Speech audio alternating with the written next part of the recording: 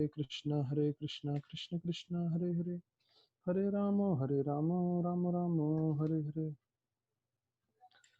तो सभी भक्तों का स्वागत है आज के कथा में। तो मैं बहुत कृतज्ञ हूँ, I am very grateful to all devotees जिन्होंने अपना मूल्यवान समय निकाला है और वह जुड़े हैं वापस से हरि कथा सुनने के लिए।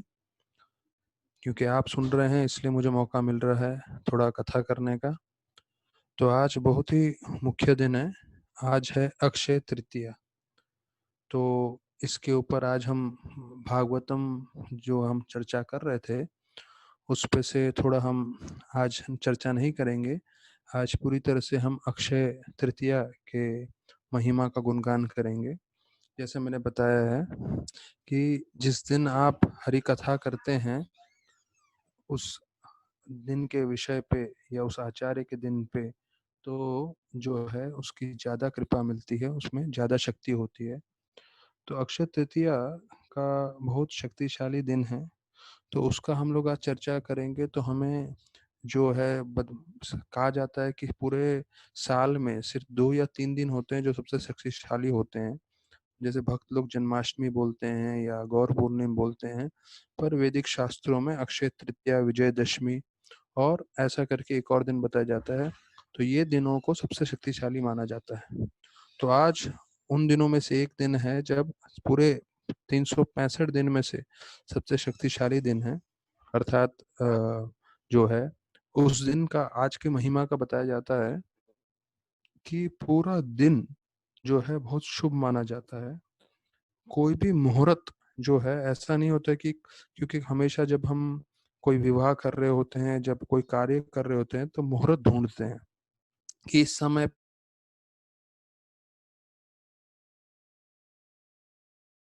जाता है। ये इतना शक्तिशाली दिन है अक्षय तृतीया का, आज का पूरा दिन शुभ माना जाता है और उसमें मुहूर्त नहीं गिनते। अर्थात सुबह, दोपहर, शाम, रात, आप जब भी कोई भी कार्य करें सब शुभ माना जाता है और उसका मुहूर्त हमेशा चलता रहता है, पूरा शुभ मुहूर्त रहता है पूरे 24 घंटे में। तो इतना शक्तिशाली दिन है। तो हम शुरुआत करेंगे 5वें स्कंद के 19वें अध्याय के एक श्लोक से, जो बतलाता है हमें कहाँ रहना चाहिए। ये बहुत जरूरी श्लोक है क्योंकि इससे अक्षय तृतीया से पूरा संबंध होगा और हम पूरी तरह से समझेंगे कि हमें कहाँ रहना चाहिए। तो भागवतम बतलाता है 5वां स्कंद का 19वें अध्याय का श्लोक कि हमें कहाँ रहना चाहिए, जहाँ पे कृष्ण कथा हो रही हो। हमें कहाँ रहना चाहिए, जहाँ कृष्ण भगवान के भक्त हो। हमें कहाँ रहना चाहिए, जहाँ अलग अलग तरह का भगवान का जो है महोत्सव मनाया जा रहा हो। तो ये 3 चीजों के ऊपर चर्चा होता है। 3 जगह आपको रहना चाहिए। एक एक जहाँ कृष्ण कथा हो रही है, दूसरी जहाँ कृष्ण के भक्त हों, और तीसरा जहाँ जो है महोत्सव मनाया जा रहा है वहां पे। तो ये तीन जगह पे हमें हमेशा रहना चाहिए। तो यहाँ पे कृष्ण कथा हो रही है, तो भले ही हम लॉकडाउन में हों तो हमें लग रहा होगा अरे हमारा जो है परिस्थिति ठीक नहीं है, पर जैसे एक भक्त ने बताया, मुझे सिर्फ मैसेज भेजा। देखिए हर एक व्यक्ति की सोच पे कितना फर्क पड़ता है। मेरी भी ऐसे सोच नहीं थी, पर उसने मुझे मैसेज भेजा, बोला प्रभु जी ये लॉकडाउन के कारण जो हमें 6 महीने में हरी कथा मिलता था, क्योंकि यहाँ वीकली प्रोग्राम होता है, जहाँ पे भी मैं प्रोग्राम करता हूँ तो हफ्ते में एक बार प्रोग्राम करता हूँ। तो बोलते हैं प्रभु जी अभी तक आपका 26 लेक्चर हो गया है। तो अगर ये लॉकडाउन नहीं होता था तो आप महीने में 4 प्रवचन करते थे, तो 26 प्रवचन करने को 6.5 महीने लगते थे। तो जो 6.5 महीने में हमें आपसे हरी कथा सुनने मिलता था, वो हमें इस 26 दिनों में मिल गया है, 1 महीने में मिल गया लॉकडाउन के कारण। तो मैं भी सोच रहा हूँ सही बात है ये, मैं भी उतना श्रवण कर रहा हूँ, उतना पाठ कर रहा हूँ, उतना प्रवचन कर रहा हूँ ये लॉकडाउन के कारण। तो अगर आप परिस्थिति को सही दृष्टिकोण से देखें तो आपको हर परिस्थिति में आपको फायदा होगा, आपका कल्याण होगा। सब चीज आपके सोच विचार पे निर्धारित रहती है। आप हर परिस्थिति में सुखी भी हो सकते हो, दुखी भी हो सकते हो। सब आपके सोच पे निर्भर है। तो हम शुरुआत करते हैं जो है आज का अक्षय तृतीया का गुणगान करके। तो पहला चीज समझना चाहिए, भक्ति इतनी शक्तिशाली है कि उसका कभी ग्लानि नहीं होता। कृष्ण भगवान गीता में बताते हैं, नेहा विक्रम नाशोस्ति प्रद्वायो न विद्यते स्वल्पम अपि धर्मस्य त्रायत महतो भयात। भक्ति इतनी शक्तिशाली है कि उसका कभी नाश नहीं होता और वो आपको सबसे महान भय से भी बचा सकता है। और जैसे बताया गया है, सबसे महान भय मृत्यु नहीं है। मृत्यु तो निश्चित रूप से सबको आने वाली है। सबसे महान भय है कि मानव योनि प्राप्त करने के बाद आप भक्ति ना करें और अपने अगले जन्म में कुत्ता बिल्ली चूहा बन जाएं। ये सबसे बड़ा भय है। अर्थात आपको मानव योनि मिली है, उसका सदुपयोग आपने नहीं किया और आप जो है निम्न वर्ग में जानवरों की योनि में फिर जा रहे हैं और जानवर बन रहे हैं। अर्थात आपको इतना अच्छा मौका मिला, जो है शरीर मिला है, उसमें भक्ति करके भगवत धाम जाने का, और आप चौंक भूल जाते हो। जैसे बोलते हैं, आप लिफ्ट के दरवाजे पे खड़े हो और 100 माले की बिल्डिंग है और अपने बटन दबाया है, और जैसे लिफ्ट खुलता है तब आप अपना व्हाट्सअप मैसेज चेक करने लगते हो, और फिर 1-2 सेकंड के लिए खुलता है फिर बंद हो जाता है। तो बोलते हो अरे चला गया लिफ्ट, फिर वो नीचे आप 100 माले पे हो तो फिर से ग्राउंड फ्लोर जाएगा फिर आएगा। तो उसी प्रकार से मानव योनि मिला है, उसका एकमात्र उद्देश्य है सिर्फ भक्ति करना। और जब आप भक्ति करेंगे तो निश्चित रूप से आप ये समझ लीजिए कि आपको बाकी सब चीजें जो है व्यवस्था हो जाएगी। तो एक नास्तिक व्यक्ति था, तो वो एक बूढ़ी औरत का हमेशा मजाक उड़ाता था। बोलता है क्या है, हमेशा भगवान पे को पूछती है, हमेशा भगवान को प्रार्थना करती है। चलो इसका एक बार मैं साबित करके बताता हूँ कि भगवान कुछ प्रबंध नहीं करते। ऐसे करके भगवान पे जो इसकी निर्भरता है, भगवान के जो इतना प्रार्थना करती है, सब व्यर्थ है। तो क्या करने लगा वो, उसके घर के दरवाजे के बाहर जो है एक दिन उसने चावल, गेहूं, अनाज रख दिया। अगले दिन आया, फिर उसने उसके दरवाजे के इधर सब्जी, दूध, फल रख दिया। ऐसे पूरे 7 दिन तक सब सामग्री लाके रखते जा रहा था, लगते जा रहा था। और ये जो बूढ़ी औरत थी, वो देखती थी, हे प्रभु आप कितने कृपालु हो, मेरे दरवाजे पे सब आपने अनाज और सब गेहूं, चावल, फल इत्यादि सब्जी सब पहुंचा रहे हो, करके रोज धन्यवाद करती थी भगवान। तो ऐसा 7 दिन होने के पश्चात वो आदमी सामने आया। बोला, ए मूर्ख औरत, भगवान कुछ प्रबंध नहीं कर रहा है, मैं भेज रहा हूँ, समझे क्या? तो तेरा भगवान भगवान कुछ कार्य नहीं कर रहा, ये तो मैं भेज रहा हूँ, भगवान पे विश्वास करना भूल जा। तो वो औरत बोलती है, हे प्रभु आप कितने दयालु हो, आपने इतने दिनों तक इतना सब सामान तो भेजा ही भेजा, और बिल किससे भरवाया? इस नास्तिकवादी व्यक्ति से। तो ये समझना चाहिए कि भगवान ही हर कार्य में जो है सबसे प्रथम रहते हैं, वो हमेशा अपने भक्तों को बचाते हैं। तो अक्षय, क्षय मतलब जिसका कम हो, जो जिसका बताया जाता है नाश हो, और अक्षय मतलब जिसका कोई जो है नाश न हो, जो कभी कम न हो। तो आज का दिन है अक्षय, अर्थात हम जो भी कार्य करेंगे विशेष रूप से आज, उसका तो बिल्कुल नाश नहीं होगा और आध्यात्मिक का तो और उन्नति होगी। तो जैसे मैं बता रहा था, विजयदशमी भी जो है बहुत शक्तिशाली माना जाता है शास्त्रों में। तो आज बहुत सारे कार्य हुए हैं, बहुत सारे अवतारों का, भगवान के अवतार का जन्म हुआ है। हम उस सब पे चर्चा करेंगे। तो मेरा ये रिक्वेस्ट है, अभी हम कथा शुरू करने वाले हैं। मैं परशुराम जी का कथा बता रहा हूँ।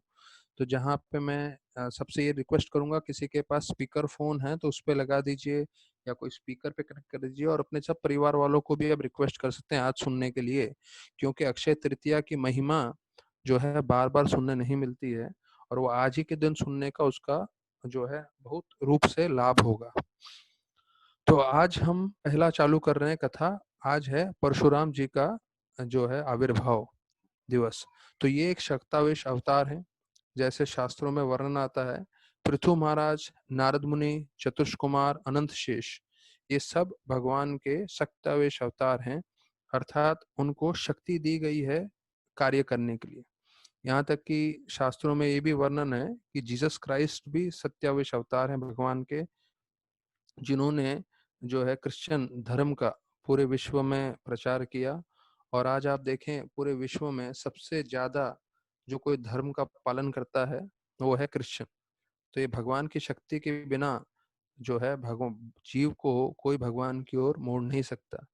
तो वैसे हैं परशुराम जी भगवान के सक्तावेश अवतार। तो उनका हर अवतार का एक कार्य होता है जिसके लिए वो आते हैं। अनशेष आते हैं जो पूरी सृष्टि को संभालते हैं, नारद मुनि भगवान का कीर्तन करते हैं, चतुष कुमार जो ब्रह्मन ज्ञान था उससे फिर वो भक्ति में बदलते हैं, और पृथु महाराज आते हैं पूरा राजपाट संभालने के लिए।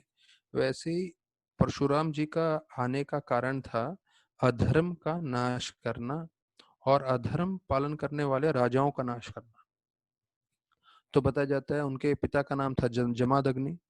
और एक बार जमादग्नि की बीवी अर्थात परशुराम की माता पानी लेने जाती है, और जब पानी लेने जाती है तो वहां सरोवर पे कई अप्सराएं गंधर्व और अप्सराएं आनंद भोग रहे थे उस सरोवर पे। तो कुछ समय के लिए जमादग्नि की बीवी का मन उसकी तरफ आकर्षित हो जाता है, और वो उससे उसके उसको तरफ ध्यान देने लगती है। और फिर उसको लगता है अरे मुझे जल लेके जाना था, मैं कहाँ ध्यान लगाए बैठी हूँ, वो वापस चली जाती है। तो जमादग्नि देखते हैं कि अरे शायद उनके बोले ये रेणुका इतना देर से क्यों आई। तो आंख बंद करते हैं और आंख बंद करके ध्यान करते हैं, तो ध्यान में उनको दिखता है कि मेरी बीवी जो है वो इन गंधर्वों के तरफ आकर्षित हो रही थी और उनकी तरफ देख रही थी। तो वो बहुत क्रोधित हो जाते हैं। जमादग्नि के 4 पुत्र थे, तो उसमें से जो है परशुराम भी एक थे। तो उस वक्त परशुराम वहां नहीं थे, तो बाकी जो है उनके पुत्र थे। तो उनको बोलते हैं तुम्हारी माता ने जो है दूसरे गंधर्वों की तरफ देख रही थी, तो तुम उनका अंत कर दो, उनको मार दो। तो चारों बेटे जो थे तो वो बोलते हैं नहीं नहीं, हम कैसे मार सकते हैं, हम नहीं मार पाएंगे अपनी माता को इतनी सी बात के लिए। तो फिर जमादग्नि जो है परशुराम को बुलाते हैं। तो परशुराम जैसे ही अपने पिताजी का आवाज सुनते हैं तुरंत पहुंचते हैं। तो परशुराम को बोलते हैं कि तुम्हारी माता का तुम्हें अंत करना है, उसने गलत कार्य किया है। और तुम्हारे भाई, क्योंकि मैंने उनको आदेश दिया था उनकी माता को, अपनी माता को मारने के लिए, तो उन्होंने नहीं मारा, तुम सबका अंत कर दो। तो परशुराम जी जो है क्योंकि भगवान के अवतार थे और वो बहुत बुद्धिमान भी थे और उनको मालूम था मेरे पिताजी की क्या शक्ति है, तो उनके पास परशु था, तो उससे तुरंत अपने माता का और अपने भाइयों का अंत कर देते हैं। ये पूरी कथा जो है श्रीमद् भागवतम के 9वें स्कंद में आती है। तो जमादग्नि जो है उनके पिताजी उनसे बहुत प्रसन्न हो जाते हैं और बोलते हैं मांगो क्या वर मांगते हो, मैं तुमसे बहुत प्रसन्न हूँ। तो बोलते मुझे यही वर चाहिए कि मेरी माता और मेरे भाई सारे वापस से जीवित हो जाएं, और उसके साथ साथ मुझे एक और वर दीजिए कि उनको याद नहीं रहे कि मैंने उनका हत्या किया था। तो जमादग्नि मुस्कुराते हैं और समझते हैं कि परशुराम कितने शक्तिशाली हैं, कितने बुद्धिमान हैं, और उनको आशीर्वाद उनका पूरा देते हैं और वापस से जीवित अवस्था में लेकर आते हैं। तो अभी कथा यहाँ पे आती है कि किस तरह से उनके पास एक गैया थी जो कामधेनु गैया थी, अर्थात उसमें जो भी आप इच्छा करें सब इच्छा की पूर्ति करने वाले। तो वहां पे एक बहुत शक्तिशाली राजा थे जिनका नाम था कार्तवीर अर्जुन। तो कार्तवीर अर्जुन वहां पर आते हैं अपने हजारों की संख्या में सैनिकों के साथ। और कार्तवीर अर्जुन बताया जाता है इतने शक्तिशाली थे, उनके पास 1000 हाथ थे। और बताया जाता है युद्ध के समय उनके सामने कोई नहीं टिक पाता था। और यहाँ तक कि उनको बताया जाता है कि दत्तात्रेय भगवान ने उनको वर दिया था। और बताया जाता है एक बार रावण जो है, मैंने दूसरी कथा में सुना था, रावण कार्तवीर अर्जुन को जो है आक्रमण करता है। तो कार्तवीर अर्जुन इतना शक्तिशाली था, रावण को बांध लेता है और बांध के जो है अपने महल में लेके जाता है। और कैसे कोई बंदरों से, बंदर का बच्चा होता है तो उसको कैसे नचाते हैं, तो वैसे अपने बच्चों को दे देता है, बोलता है ये लो ये दानव है इसके साथ खेलो। तो सोचिए रावण इतना शक्तिशाली है, उसको एक बंदर के बच्चे के समान रख के उसके साथ जो है उसके बच्चे कार्तवीर अर्जुन के खेलने लगते हैं, इतना शक्ति था कार्तवीर अर्जुन में। तो अभी ये कार्तवीर अर्जुन अपने सैनिकों के साथ हजारों की संख्या में जमदग्नि के आश्रम में पहुंचते हैं और वो विनती करते हैं उनसे कि आप कुछ भोजन का प्रबंध कर देंगे तो बहुत अच्छा होगा। तो क्योंकि इनके पास कामधेनु गैया थी जमादग्नि के पास, तो कामधेनु मतलब जो आपकी इच्छा है सब पूर्ति कर सकते हैं। तो एकदम भव्य रूप से जो है वो भोजन और रहने की प्रबंध और सब कुछ करते हैं। तो जब कार्तवीर्य अर्जुन ये देखते हैं कि अरे ये तो साधु हैं पर इनके पास ऐसा जो है उन्होंने प्रबंध किया है जो मैं राजा होके नहीं कर सकता हूँ, तो उनसे पूछने लगते हैं कि भाई आपने इतना बढ़िया प्रबंध कैसे किया है, तो मैं भी नहीं कर सकता हूँ। तो बोलते हैं मेरे पास एक गैया है कामधेनु। तो वो उसके बारे में सुनते ही उससे आकर्षित हो जाते हैं और उनमें मन में लोभ आने लगता है, और लोभ के होते होते वो बोलते हैं मुझे ये गाय चाहिए। तो जमादग्नि बोलते हैं नहीं, मैं नहीं दे सकता, क्योंकि ये गैया से हम दूध निकालते हैं, दूध से घी मिलता है और घी से हम यज्ञ करते हैं। तो हमारे जो है रहने के लिए, हमारे यज्ञ के लिए, हमारी भक्ति के लिए गैया बहुत जरूरी है, मैं आपको नहीं दे सकता। तो क्या करते हैं, जबरदस्ती उस गैया को ले लेते हैं और जमादग्नि को जो है उनके सारे पुत्रों को मार देते हैं और जमादग्नि को भी मार देते हैं। तो ऐसा करके वर्णन आता है। और फिर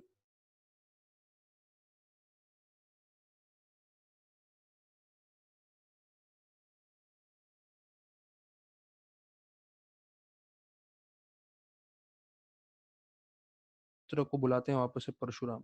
तो उनका नाम परशुराम इसलिए पड़ा है क्योंकि उनके पास एक कुल्हाड़ी थी जिसे परशु बोलते थे। हमने सुना है शास्त्रों में कि कैसे भगवान जो है दो लोगों को बहुत प्रिय हैं और दो लोगों की हमेशा रक्षा करते हैं। नम ब्राह्मण देवाय गो ब्राह्मण हिताय च जगत हिताय कृष्णाय गोविंदाय नमो नमः। कि हमेशा ब्राह्मण और गैया की हमेशा भगवान हमेशा रक्षा करते हैं और उनको हमेशा प्यार करते हैं। तो यहाँ पे कार्तवीर अर्जुन ने दोनों के साथ अपराध किया, ब्राह्मण अर्थात जमादग्नि से भी और गैया को भी लेके गए। तो उनकी जो राज्य थी महेशमती, तो वहां जाते हैं स्वयं परशुराम, और उनके 1000 हाथ थे, अपने परशु से उनके 1000 हाथ काट देते हैं और पूरा उसका अंत कर देते हैं कार्तवीर अर्जुन का। तो जब ऐसा उसको मार कर वापस गैया लेकर आते हैं तो जमादग्नि उनसे क्रोधित हो जाते हैं, बोलते हैं अरे आप भी परशुराम ब्राह्मण हो, मालूम भले ही उसने गैया लेके चले गए थे हमारे यहाँ से, पर तुम्हें उन्हें अंत करने की क्या जरूरत थी, तुम्हें उन्हें नहीं मारना चाहिए था, ये तुमने गलत किया और तुम्हें प्रायश्चित करना चाहिए।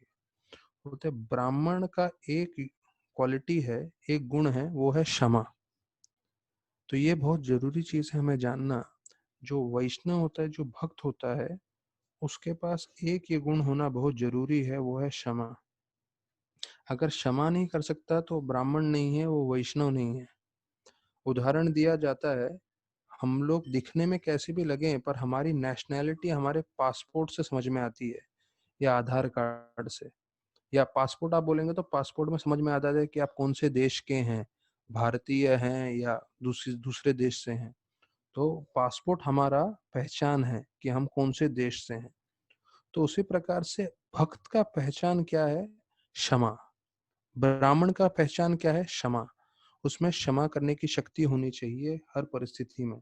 हाँ, कभी कभी समय ऐसा आएगा जहां उसको दंडित करना पड़े किसी को, वो दंडित करे, लेकिन मन ही मन में उसे उसे क्षमा करने की शक्ति होनी चाहिए।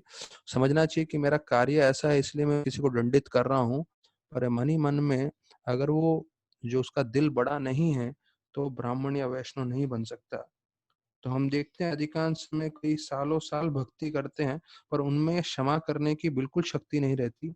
भले ही वो बड़े बड़े काउंसलर बन जाएं, बड़ा बड़ा नाम हो जाए, पर भक्त की पहचान क्या है, हर परिस्थिति में अगर वो क्षमा कर सके, वो है असली भक्त। तो जमदग्नि उनको बोलते हैं कभी 1 साल के लिए आप प्रायश्चित के लिए तीर्थ स्थान पे चले जाइए। और वो तीर्थ स्थान पे जाते हैं प्रायश्चित करने के लिए।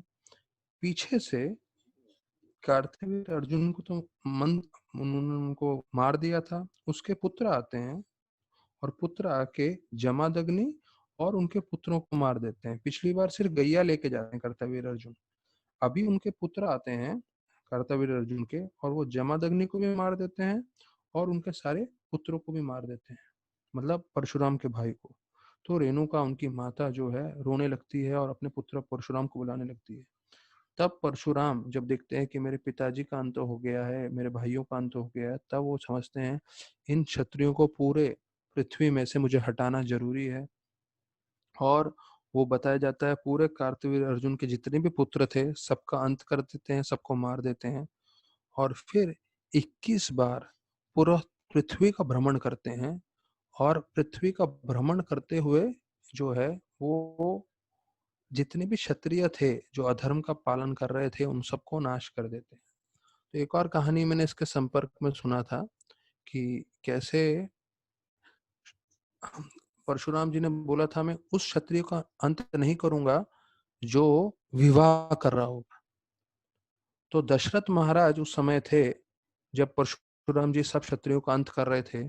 तो परशुराम जैसी अयोध्या की तरफ आते थे तो उन्होंने ऐसा प्रबंध करके रखा था, एक जो है कन्या हमेशा तैयार रहती थी विवाह के लिए।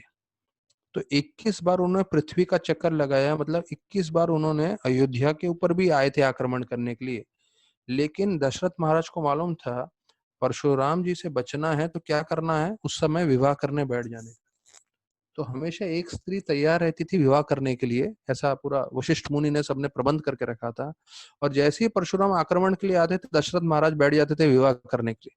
तो परशुराम उनको जो है आक्रमण नहीं करते थे, चले जाते थे। इसलिए उस जगह का नाम पड़ा अयोध्या, मतलब कोई योद्धा नहीं बने थे जिन्होंने विजय प्राप्त किया था उस जगह पे। तो बताया जाता है परशुराम जब युद्ध करते थे तो हवा की गति से युद्ध करते थे।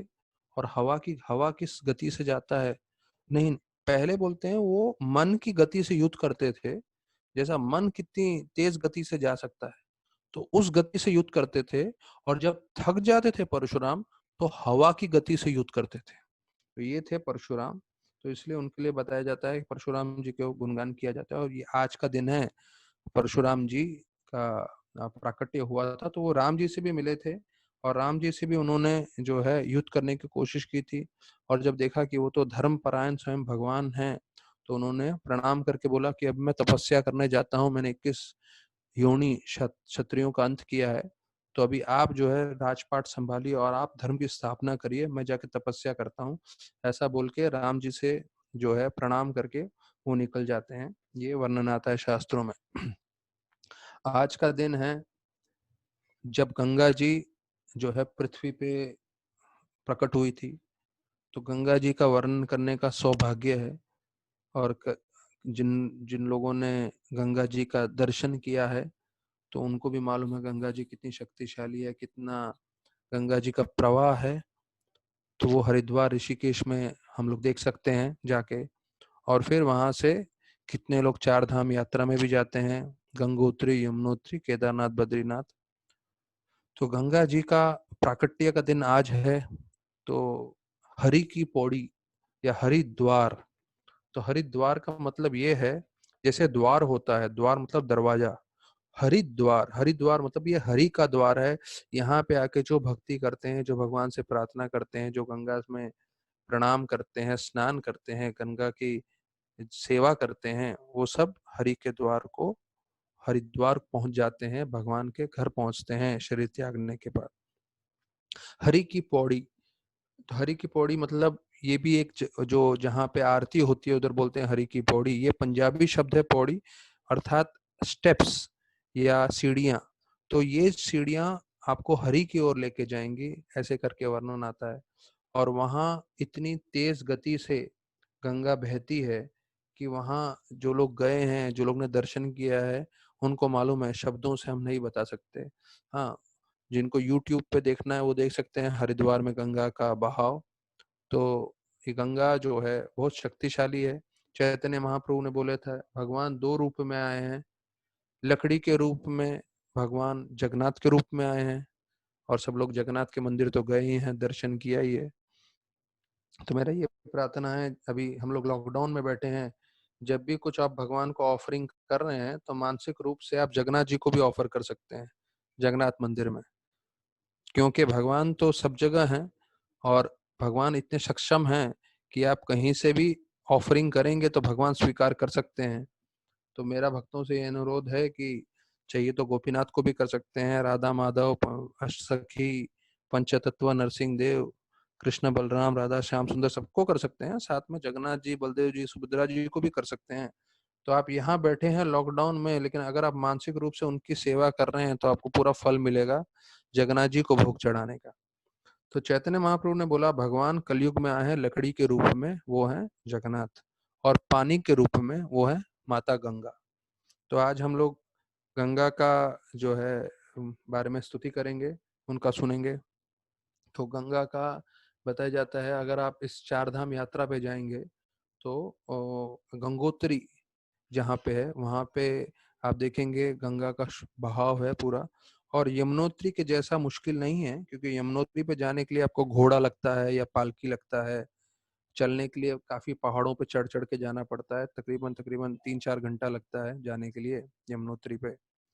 लेकिन गंगोत्री पे गाड़ियां जाती है, तो बहुत ही बढ़िया जगह है, एक बार तो जीवन में जाना चाहिए गंगा जी का उद्गम स्थान। और वहां से बताया जाता है और 18 किलोमीटर है जहाँ पे गौमुख है, जहाँ पे वास्तविक में पत्थरों में से जो है गंगा का आगमन है। तो वहां पे बहुत कम लोग जा पाते हैं, क्योंकि वहां पे फिर पहाड़ों पे 18 किलोमीटर चल के जाना होता है। वहां पे गंगा है, एकदम शुद्ध गंगा है बिल्कुल। एक पानी का बॉटल है, जैसे हम लोग बिस्लेरी पीते हैं, एक बॉटल है हिमालय, हिमालय वाटर। तो वो हिमालय वाटर मतलब उन्होंने ऐसा प्रबंध किया है कि यहाँ पहाड़ों में से शुद्ध जल लेकर आते हैं वो, और वो बेचते हैं। और उसका अगर आप कंपोनेंट टेस्ट करेंगे तो बिस्लेरी से भी ज्यादा शुद्ध होता है ये पानी। तो अभी ये जो गंगा है, जो हम लोग यहाँ पे देख रहे हैं गंगोत्री है, उससे भी 18 किलोमीटर ऊपर जाएंगे वहां पे गंगा है। और वहाँ वातावरण जाएंगे तो पूरा आपको ऐसा लगेगा आप तो जो है भौतिक जगत से बाहर ही आ गए हैं। उसको बताया जाता है देव भूमि, अर्थात देवताओं की भूमि है। ऐसा स्वच्छ पानी, हवा, वातावरण, मतलब कोई भी भक्ति करने के लिए प्रेरित हो जाएगा भगवान की। और वहां आप जप करने बैठेंगे तो ऐसा लगेगा अरे इतना जल्दी आराम से जप हो रहा है, पूरा भगवान का नामकरण, पूरी तरह से ध्यान हो रहा है, मन भी इतना विचलित नहीं हो रहा। तो ये गंगा का उद्गम स्थान यहाँ पर है पृथ्वी पे। पर वास्तविक रूप में गंगा का उद्गम स्थान जो आज प्राकट्य है, वो समझना चाहिए कहाँ से हुआ था। वास्तविक रूप में जब भगवान वामन के रूप में आए थे, केशव द्रीता वामन रूपा, जय जगदीश हरे, जय जगदीश हरे, जय जगदीश हरे। तो भगवान जब वामन के रूप में आए थे और तो उन्होंने 3 कदम मांगा था बलि महाराज से, तब जब उनको मिल गया था 3 कदम, तो 3 कदम में से उन्होंने एक कदम जब ऊपर उठाया था, तो जितने भी ऊपर के लोक थे सारे लोकों को उन्होंने नाप लिया था अपने पैर से। और यहाँ तक कि ये जो ब्रह्मांड है, पूरे ब्रह्मांड को भेदा था अपने चरणों से। और जो विरजा है, जो आध्यात्मिक जगत की नदी है, वो प्रवेश की थी, क्योंकि भगवान ने भेद दिया था ये ब्रह्मांड अपने चरणों से। तो ये जब जल आया था विरजा नदी का, जो गंगा है आध्यात्मिक जगत में, तो जब वो आया तो ब्रह्मा जी भी आए, और ब्रह्मा जी ने देखा अरे ये तो भगवान के चरण हैं, इनकी पूजा करनी चाहिए, उनकी अर्चना करनी चाहिए। और उन्होंने अपने कमंडलू से भगवान के चरण धोए थे।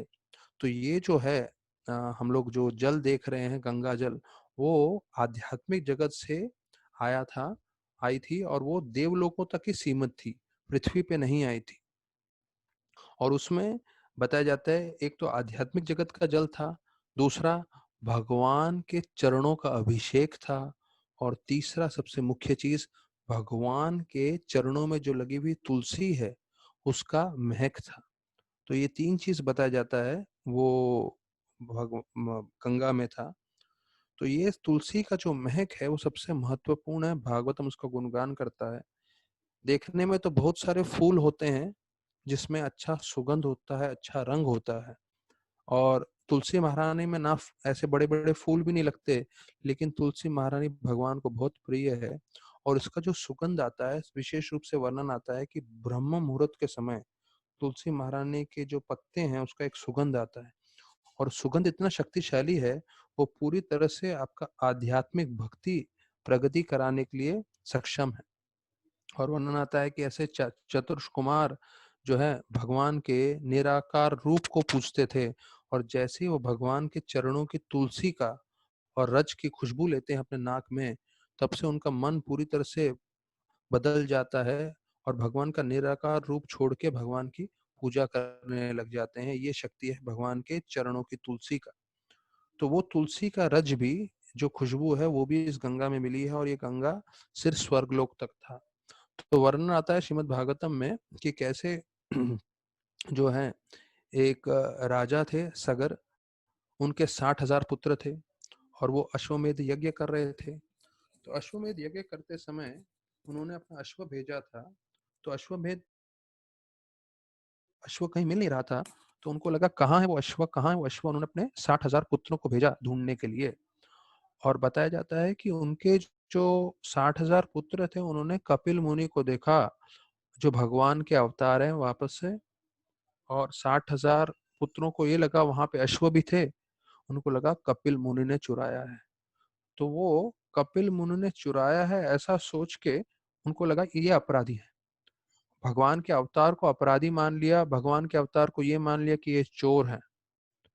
तो ये अपराध के कारण जो है उनका पूरा शरीर नष्ट हो गया और उसी वक्त वो राख बन गए। तो पिक्चरों में देखोगे तो ऐसा बतलाते हैं कि कपिल मुनि हुंकार करते हैं, कपिल मुनि उनके दृष्टि डालते हैं और उससे 60,000 पुत्रों को वो राख बना देते हैं। ये गलत है। भागवतम इस बात की पुष्टि नहीं करता। भागवतम में बतलाया गया है क्योंकि उन्होंने ऐसे महान भगवान के अवतार पे अपराध किया। आप जब भगवान के भक्तों का अपराध करेंगे, भगवान का अपराध करोगे, वो अपराध ही अपने आप को आपको नष्ट कर देगा। आपको अलग से कोई श्राप व्राप देने की जरूरत नहीं है। तो अभी जो हो रहा है, क्योंकि लोगों ने गैया के प्रति इतना अपराध किया है, उसका जो है असर है, जो बाहर हम पूरा सृष्टि में देख रहे हैं अभी। और वो अपने आप जो है जीव को खत्म कर देता है जिन्होंने अपराध किया है। तो वर्णन आता है कि सागर महाराज के फिर पुत्र हुए अंशुमान, दिलीप, वो लोग सब जो है गंगा को यहाँ लाना चाहते थे, जिससे 60,000 जो सागर महाराज के पुत्र हैं उनका उद्धार हो, पर सफल नहीं हो पाए। लेकिन सिर्फ भगीरथ सफल हो पाए। क्यों? क्योंकि वो एकाग्र मन से पूरी तरह से लीन होके, पूरी तरह से जो है समारोह होके भक्ति कर रहे थे। राधानाथ महाराज को ये प्रश्न पूछा गया, महाराज अगर आपको एक शब्द में भक्ति बतलाना हो, एक शब्द में जो है कृष्ण भगवान की सेवा, कृष्ण भगवान की भक्ति, ये पूरा चीज आपको बताना हो एक शब्द में, तो वो एक शब्द क्या होगा? तो महाराज बोले वो एक शब्द है एब्जॉर्प्शन। मतलब पूरा मन एकाग्र करके जब आप भगवान की भक्ति करते हो, वो है भक्ति का सार। प्रभुपाद लिखते हैं गीता के इंट्रोडक्शन में, the secret of Gita is absorption.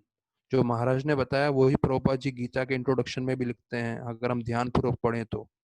अगर आप पूरी तरह से एकाग्र होकर अपना मन भगवान की सेवा में लगाएं, भगवान की भक्ति में लगाएं, तो आपको फल तुरंत मिलेगा। तो भगीरथ जी जो है वो गंगा को प्रसन्न कर पाते हैं, और गंगा को प्रसन्न करके गंगा माता उनको दर्शन देती है और बोलती है मैं आने के लिए तैयार हूं, पर मेरे दो प्रश्न हैं। एक, मैं इतनी तेज गति से आऊंगी तो हो सकता है मैं पृथ्वी को भेद के मैं नीचे पाताल लोक तक पहुंच जाऊं। तो मेरा जो तीव्रता से मैं जो मैं आ रही हूँ, तो मेरा जो है तेज कौन धारण करेगा? तो उसके लिए वो बोलते हैं भगवान शिव को मैं प्रार्थना करूंगा, भगवान शिव जो है आपको धारण कर लेंगे, आपकी तीव्र गति को। और फिर दूसरा बोलते हैं कि जो पापी लोग हैं कलयुग में तो सब पाप करते ही हैं, तो वो सब आके मेरे जल में पाप छोड़ देंगे, तो मेरा उद्धार कैसे होगा? मेरे को सब लोगों का पूरा पाप लेना पड़ेगा। तो बोलते हैं नहीं, उसका भी समाधान है। जब साधु संत, जब भक्त आके आपके जल में स्नान करेंगे, तो साधुओं का एक नाम है लोक पावना। लोक पावना मतलब साधुओं में इतनी शक्ति है कि वो जो है सब लोगों को पावन कर सकते हैं, साथ में वो आपको भी पावन कर देंगे, और आप में जितने पाप हैं लोगों के उसको भी नष्ट कर देंगे, जब एक शुद्ध भक्त और बाकी भक्त आके स्नान करेंगे। तो हम लोग ने देखा कि जब हम भागवतम कर चर्चा कर रहे थे, तो उसमें वर्णन आता है कि कैसे विदुर जो थे, विदुर जी को बताया जाता है कि कैसे वो महान भक्त हैं और वो अपनी शक्ति से कैसे सब जगह को तीर्थ में बदल सकते हैं, अर्थात वो स्वयं तीर्थ हैं। भगवद्विदा भगवत तीर्थभूता स्वयं विभो तीर्थ कुर्वान्ति तीर्थानि स्वन्तस्तेन गदावृता। और उनमें शक्ति कहाँ से आई कि हर जगह को तीर्थ में बदल सकते हैं? क्योंकि वो अंतस्तेन गदावृता, वो हृदय में भगवान का हमेशा ध्यान करते हैं, भगवान की भक्ति करते हैं।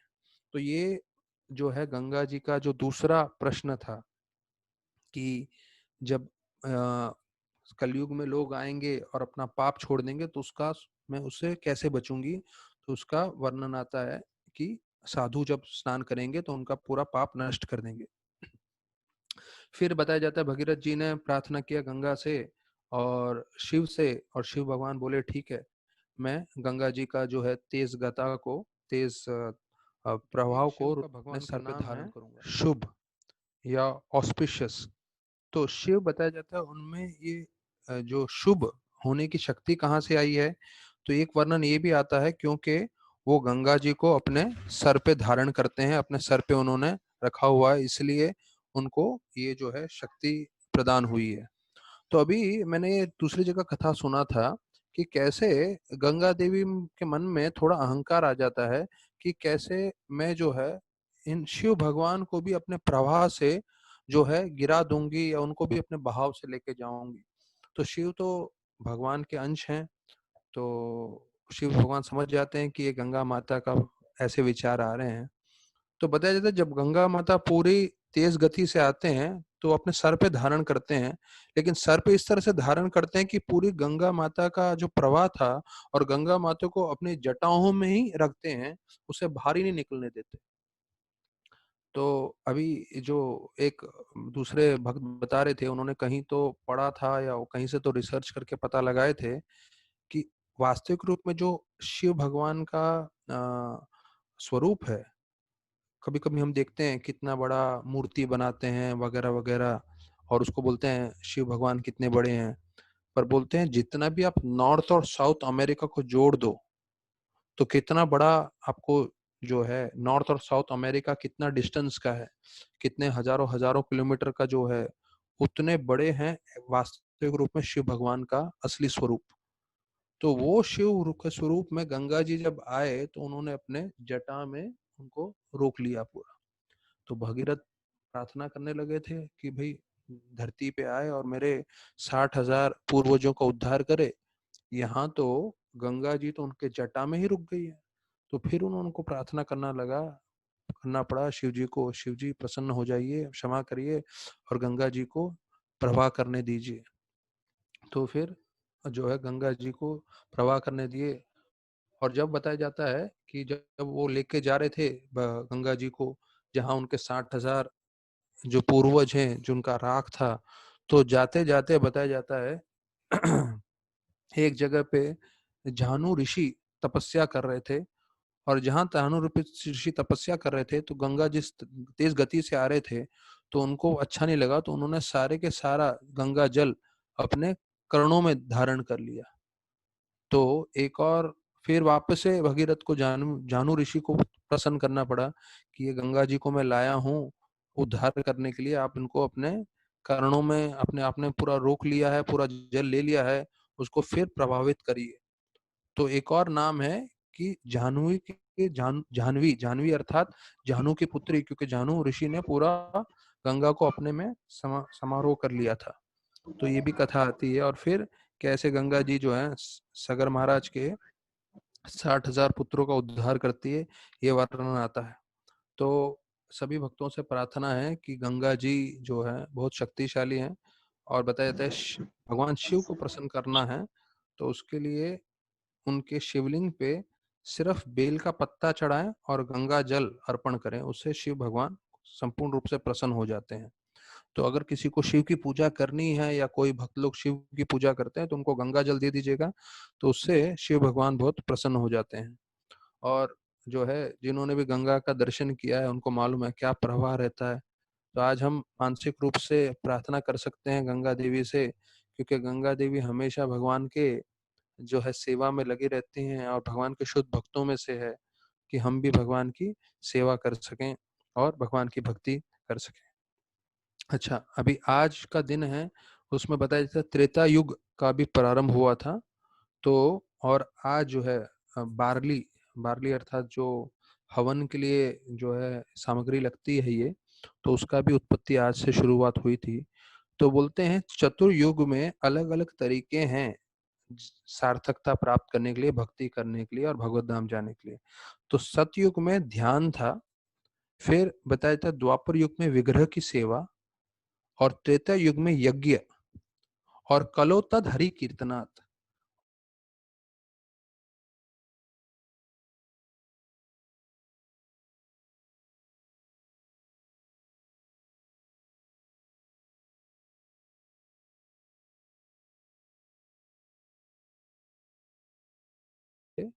जो कृष्ण भगवान अर्जुन को बताते हैं, वो बताते हैं ये हरि कीर्तन, जो हरि नाम जप कर रहे हैं उसकी कितनी शक्ति है। बोलते हैं सबसे मुख्य व्रत हरि नाम है, सबसे मुख्य ज्ञान हरि नाम है, सबसे मुख्य ध्यान हरि नाम है, सबसे मुख्य वैराग्य हरि नाम है, सबसे मुख्य पुण्य हरि नाम है, सबसे मुख्य फल, फल अर्थात हम लोग कोई कार्य करते हैं तो फल की अपेक्षा करते हैं आध्यात्मिक रूप से, तो सबसे मुख्य फल हरि नाम है। सबसे ऊंचा व्यक्ति को उद्धार मिल सकता है हरिनाम से, सबसे मुख्य शांति मन में मिल सकता है हरिनाम से। अपने किसी भी परिस्थिति में आप संपूर्ण रूप से संतुष्ट हो सकते हो हरिनाम से। सबसे ऊंची भक्ति का फल मिलेगा हरिनाम से। बुद्धि से ज्यादा होता है मन और बुद्धि, बुद्धि का सबसे अच्छा विकास हो सकता है हरिनाम से। सबसे आपको ऊंची प्रीति या प्रेम मिल सकता है हरिनाम से। सबसे अच्छी स्मृति या भगवान का ध्यान आ सकता है हरिनाम से। हरिनाम सबसे बड़े प्रभु हैं, सबसे पूजनीय हैं, और भगवान को पूजने का सबसे उत्तम तरीका है हरिनाम। तो ये आदि पुराण का जो है वर्णन आया है। तो समझना चाहिए कि हमें बाकी कुछ अक्षय तृतीया पे समझे नहीं समझे, क्योंकि प्रवचन तो चलता रहेगा और विस्तार पूर्वक मैं बताऊंगा, लेकिन एक चीज समझना चाहिए कि ये सबसे मुख्य है, वो है हरिनाम। तो जब हो सके, जितना हो सके हरिनाम करिए। यहाँ तक कि महाप्रभु ने सिखाया है गोपाल को, गोपाल गुरु बना दिया। क्यों? क्योंकि वो शौचालय में भी भगवान का नाम ले रहे थे। जितना हरिनाम लेंगे उतना आपका कल्याण होगा, उतना आपका जीवन सफल होगा। और हम माताओं से रिक्वेस्ट करते हैं, जो माताएं सुन रही हैं, या आप लोग अपने मम्मियों को बोल सकते हैं, बहनों को, या जो भी हैं आपके घर में, हरिनाम लगाए रखें जब वो विशेष रूप से किचन में काम कर रहे हैं या कथा सुनते रहें। क्योंकि हरि भक्ति इतनी शक्तिशाली है, जितना श्रवण करेंगे उससे उनका भी कल्याण होगा। और ऐसे हरि कथा हरि कीर्तन सुनते हुए जो भोजन बना के भगवान को देंगे, भगवान प्रसन्न होंगे। और जब उस भोजन का, प्रसाद का जब भक्त लोग सेवन करेंगे, तो उनका जीवन पूरा भक्तिमय होगा। अन्न वैसा मन। तो इसलिए हम अपनी माता का बनाया हुआ भोजन खा सकते हैं, होटलों में ज्यादा समय नहीं खा सकते। और थैंक्स टू कोरोना वायरस पूरे होटल वोटल सब बंद ही हैं, सब तकरीबन तकरीबन। तो सबको घर का ही खाना खाना मिल रहा है। तो बस प्रार्थना करके खाइए कि उसका शुद्धिकरण हो, और आहार शुद्ध हो, सत्व शुद्धि, सत्व शुद्ध ध्रुव स्मृति विप्रपक्षा। मतलब, तो ये जो श्लोक है उसमें बताया कैसे आहार शुद्धि होती है, तो मन शुद्धिकरण होता है, और उससे कैसे हम भक्ति कर सकते हैं। तो ये आहार बहुत शक्तिशाली है। अभी जो है मैं आपको आज का दिन है जब सुदामा और कृष्ण भगवान भी बोले थे, मिले थे। तो हो सकता है आज कथा थोड़ा समय से ऊपर जाएगा। तो मैं आप लोग को अभी से बता रहा हूँ कि आज हम तीसरा कंटिन्यूएशन भी करेंगे। ये आज ही का दिन है जब हम तीसरा कंटिन्यू करने वाले हैं, क्योंकि अक्षय तृतीया की महिमा बहुत है। और जिनको कंटिन्यू करना है वो कर सकते हैं, जिनको नहीं कंटिन्यू करना वो छोड़ सकते हैं, कोई प्रॉब्लम नहीं है। पर तुलसी विलास प्रभु आपको तीसरा कंटिन्यू भी करेंगे आज। तो जिसको सुनना है वो सुन सकते हैं, क्योंकि मैं सब कथाएं बताए जा रहा हूँ आज। तो आज का दिन है सुदामा और कृष्ण भगवान से हम जो मुलाकात हुई थी। बहुत शक्तिशाली कथा है, मैं पूरी तरह से बता नहीं पाऊंगा, अगर मैं पूरी तरह से कथा बताने जाऊंगा तो उसको 1-1.5 घंटा कम से कम लग जाएगा, पर मैं सिर्फ उसके थोड़े पॉइंट्स बता रहा हूँ।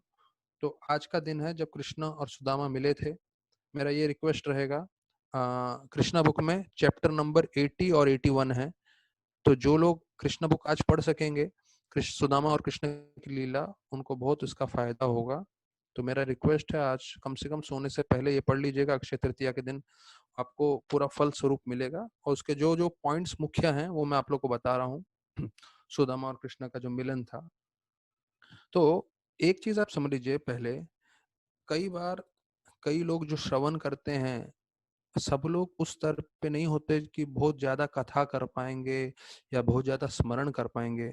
कई लोगों की स्थिति ऐसी होती है, घरेलू स्त्रियां होती हैं वगैरह वगैरह, तो उनको लगता है हम तो इतना नहीं कर पाएंगे प्रचार, ना ही हमारे में इतनी शक्ति है कि पूरा 12 स्कंद भागवतम पढ़ें और अलग तरह से उसको अंतःकरण करके प्रचार कर पाए। तो ऐसे लोगों के लिए प्रभुपाद जी ने कृष्ण लिखा है। कृष्णा बुक लिखने का उद्देश्य यही था कि कृष्ण भगवान की जो सबसे मुख्य लीलाएं हैं उसका वर्णन कर दें। तो कृष्णा बुक सभी भाषाओं में है, और प्रभुपाद लिखते हैं सिर्फ कृष्णा बुक पढ़ने से नित्य रूप से कृष्ण प्रेम जागृत हो सकता है, जीव भगवत धाम जा सकता है। तो देखिए ये कृष्ण बुक कितना शक्तिशाली है। सिर्फ आप कृष्ण बुक पढ़ें, और यहाँ तक कि हमारे जितने भी इस्कॉन के ब्रह्मचारीज हैं, इस्कॉन के प्रमुख प्रमुख सन्यासी हैं, सब लोग कृष्ण बुक पढ़ते ही हैं रोज। यहाँ तक कि ब्रह्मचारियों में और सन्यासियों में एक कहावत है, कृष्ण बुक एक स्वीट डिश के जैसा है। जैसे रसगुल्ला होता है, गुलाब जामुन होता है, तो वो खाने में बहुत आनंद आता है क्योंकि उसमें ज्यादा बहुत हेवी फिलॉसफी भी नहीं है। और एक किताब पढ़ने से जो है आप लोग सब जो है सार्थकता प्राप्त कर सकते हैं। यहाँ तक कि अभी लॉकडाउन में अगर आप लोग को चाहिए तो मैं लिंक भेज सकता हूँ। व्रत चंद्र प्रभु रोज कृष्ण बुक पढ़ रहे हैं, और आईवेस के जितने भक्त हैं वो लोग कनेक्ट होते हैं, प्लस सब ब्रह्मचारी भी कनेक्ट हो रहे हैं रोज कृष्ण बुक का श्रवण करने के लिए। तो ये कृष्ण बुक की सुदामा की लीला का वर्णन आता है, कैसे संदीपनी मुनि के आश्रम में रहते हैं सुदामा और कृष्ण, और वो 84 दिन में 84 शिक्षण लेते हैं। और उसमें बताया जाता है संक्षेप में कि कैसे रुक्मिणी जो है चामर से कृष्ण सुदामा की सेवा करने लगती है, और जैसे सुदामा प्रवेश करते हैं तो उनके सारे द्वार द्वारका के खुल जाते हैं। तो वर्णन आता है कि उस समय वो द्वार बहुत तरह से सुरक्षित था कि कोई आक्रमण न कर सके, लेकिन जैसे ही देखते हैं द्वारपाल कि यहाँ ब्राह्मण आ रहे हैं, तो सारे के सारे द्वार अपने आप खुल जाते हैं ब्राह्मण को देख के।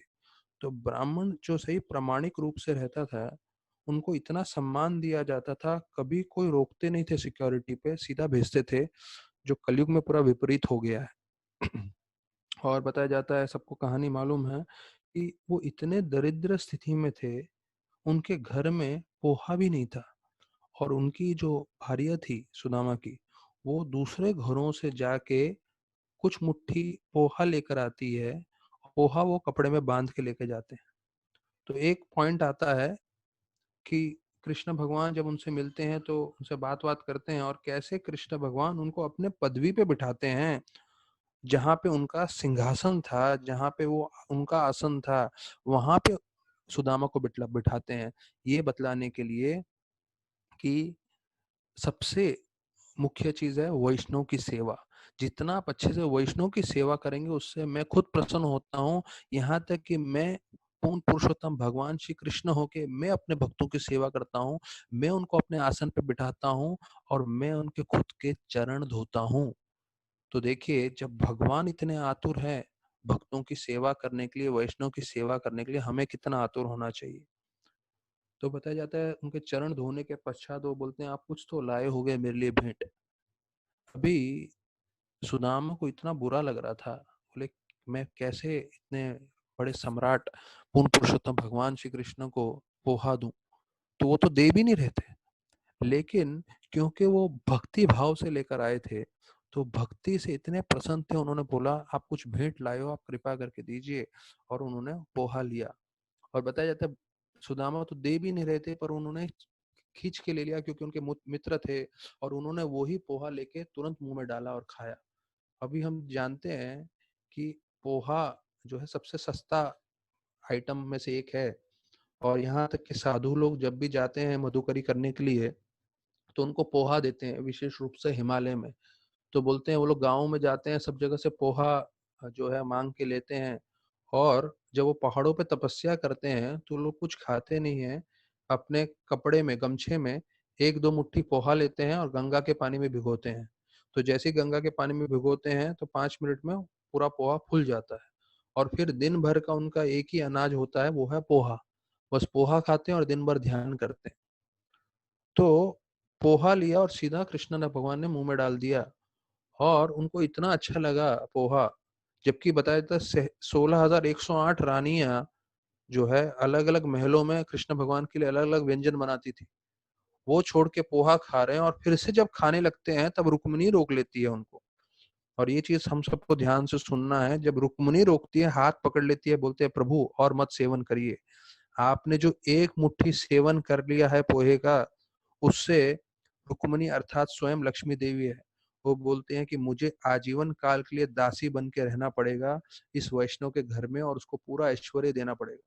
अगर आप दूसरा मुट्ठी खा लोगे तो हमारे पास कुछ नहीं रहेगा उसको देने के लिए, एक मुट्ठी में ही उनको सब कुछ हमने दे दिया है करके। तो देखिए, अगर भगवान आपकी भक्ति से प्रसन्न हो जाए तो वो क्या नहीं प्रदान कर सकते। और हमें कथा तो मालूम है ये, कि कैसे जब वो वापस जाते हैं तो उनको पूरा जो है, उनको इंद्र के जैसा महल मिलता है, और उसमें से उनकी जब रानी बाहर आती है, आ, उनकी जो बीवी है वो रानी के समान होती है। तो पहले तो वो देख के सोचते हैं मैं अपने ही घर के इधर आया हूँ, ये कहाँ है, मेरा घर कहाँ गया।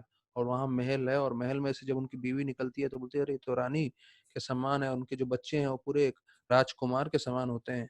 तो ये कथा बहुत प्रसिद्ध है बाहर वालों में, कि कैसे भगवान की भक्ति करिए और आपको इतना सामग्री मिलेगा। पर वास्तविक रूप में सुदामा का मन में कुछ विकार नहीं आता है महल देख के भी। महल के साथ भी उनका मन वही रहता है कि मैं ये कृष्ण की सेवा में लगाऊंगा, और मैं अपनी तीव्रता से कृष्ण की भक्ति करता रहूंगा। तो ये इसमें एक, जैसे मैंने बताया, attitude is more important then magnitude. अर्थात लेके क्या गए थे, सिर्फ पोहा, लेकिन भगवान उस पोहे से ज्यादा प्रसन्न हो गए। तो आपका विचार क्या है, आपका स्वभाव क्या है, आपका मन में क्या है, वो कृष्ण भगवान देख रहे हैं। आप क्या सामग्री देख रहे हो, दे रहे हो, वो नहीं देख रहे। तो जब कोई भक्ति भाव से कोई कार्य करता है तो वो जो है भगवान को बहुत प्रिय होता है। तो ये चीज समझना है कि there are two natures of people, inferiority and superiority complex. Inferiority मतलब अपने आप को इतना दीनहीन मानना, और ये सोचना मैं तो इतना पतित हूं, भगवान भी मेरा उद्धार नहीं कर सकते। ये गलत है। इन्फीरियरिटी कॉम्प्लेक्स, भगवान सबका उद्धार कर सकते हैं, आप किसी भी परिस्थिति में हो भगवान आपको भक्ति से जोड़ सकते हैं। दूसरा, सुपीरियरिटी कॉम्प्लेक्स। सुपीरियरिटी कॉम्प्लेक्स मतलब अहंकार भाव में रहना, कि अरे मैं तो इतना अच्छे से भक्ति कर रहा हूँ तो मुझे तो भगवान मिलेंगे ही मिलेंगे।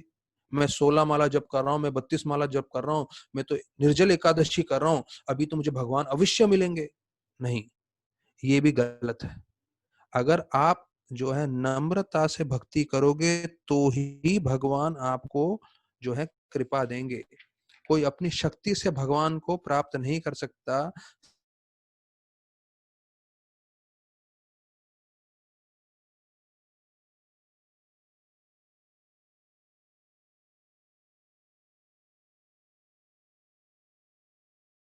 से विष्णु को हुआ है, ये मेरा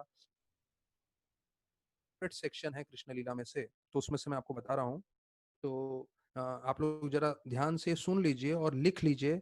यहाँ पे मैं रिक्वेस्ट करूंगा, जिसके पास पेन पेपर है वो लिख लें कहीं से, क्योंकि ये जो इंस्ट्रक्शंस मैं बता रहा हूँ, ये जो शिक्षण मैं दे रहा हूँ, ये जीवन परिवर्तन करने वाले शिक्षण है। ये आम शिक्षणों में से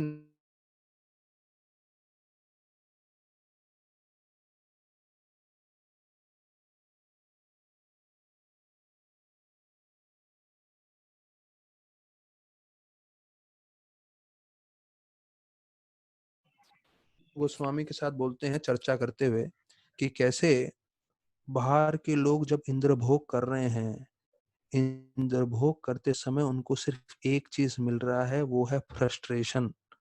पूरी तरह से दुखी हैं, परेशान हैं, तकलीफ में हैं। दुर्भाग्यवश वो इतने परेशान और दुखी और तकलीफ में हैं, उनको मालूम नहीं चलता कि वो दुखी हैं। ये बड़ा रोमांचकारी चीज है। हम लोग ने भागवत में चर्चा किया था कि कैसे इंद्र को श्राप मिलता है कि वो सूअर बन जाए, और फिर जब ब्रह्मा आके बोलते हैं अरे भाई चलो तुम्हें इंद्र की पदवी संभालनी है, तो बोलते हैं नहीं नहीं, मैं अच्छा हूं ना, देखो कीचड़ में हूँ, सब कचरा खा रहा हूँ, हाँ मेरी बीवी देखो। तो जो इंद्र है वो भी जब सुअर बन जाता है तो उसकी बुद्धि इतनी भ्रष्ट हो जाती है, उसको लगता है मैं आनंद कर रहा हूँ, लेकिन वास्तविक रूप में सब फ्रस्ट्रेटेड हैं। तो ये मत सोचिए अगर 3 घंटा आप यूट्यूब चैनल पे लगे हुए हो, दुनिया भर का सब चीज देख रहे हो, तो आप बहुत आनंद में हो। आप बुद्धि आपकी जो है उस स्तर पे है जिसमें आप इसमें आनंद देख रहे हो, वरना आनंद कुछ नहीं है उसके अंदर। तो प्रभुपाद ये भागवत में आ रहा है, महाराज परीक्षित बोल रहे हैं फ्रस्ट्रेटेड हैं लोग, बस कोई समझ नहीं पाता, लेकिन जब भक्ति करते हैं तो समझ में आने लगता है भैया ये सब फ्रस्ट्रेशन ही है। और दूसरा चीज है, जब इंद्रभोग के बारे में स्मरण करते हैं, इच्छा रखते हैं, तो वो एक कांटों के समान है जो हमारे जीवन में, हमारे हृदय में उसको भेदती रहती है, हमें तकलीफ देती रहती है। तो ये मत सोचिए सिर्फ उन्होंने गाली दिया है हमें और समाधान नहीं बताया है, समाधान बताया है। बोलते हैं जब कोई हरि कथा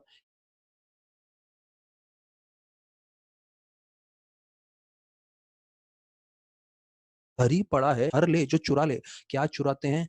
दुख, परेशानी, तकलीफ अपने जीवन से हरा लेते हैं, हर लेते हैं, इसलिए उनका नाम पड़ा है हरि।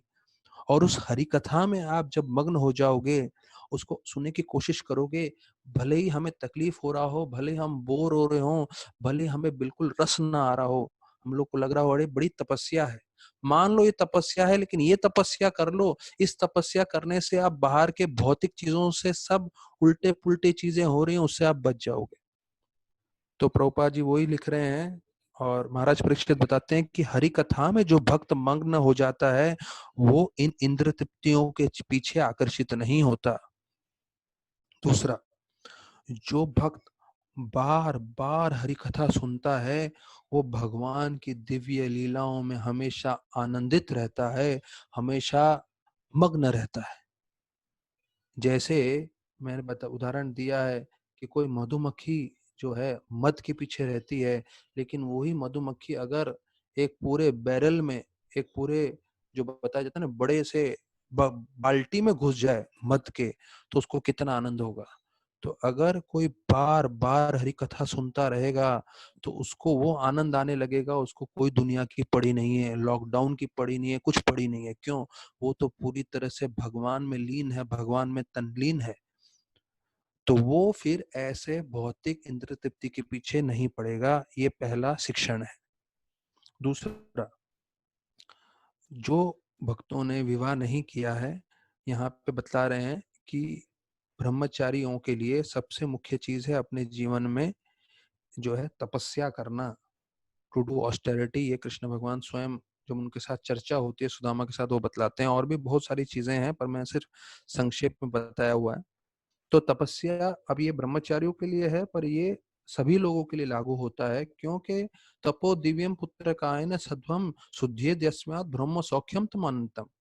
तो ये तपस्या जो है, ऋषभ देव बोलते हैं सब मानव को करना चाहिए, क्योंकि जीवन का उद्देश्य है तपस्या करके, भक्ति करके जीवन सार्थक करना।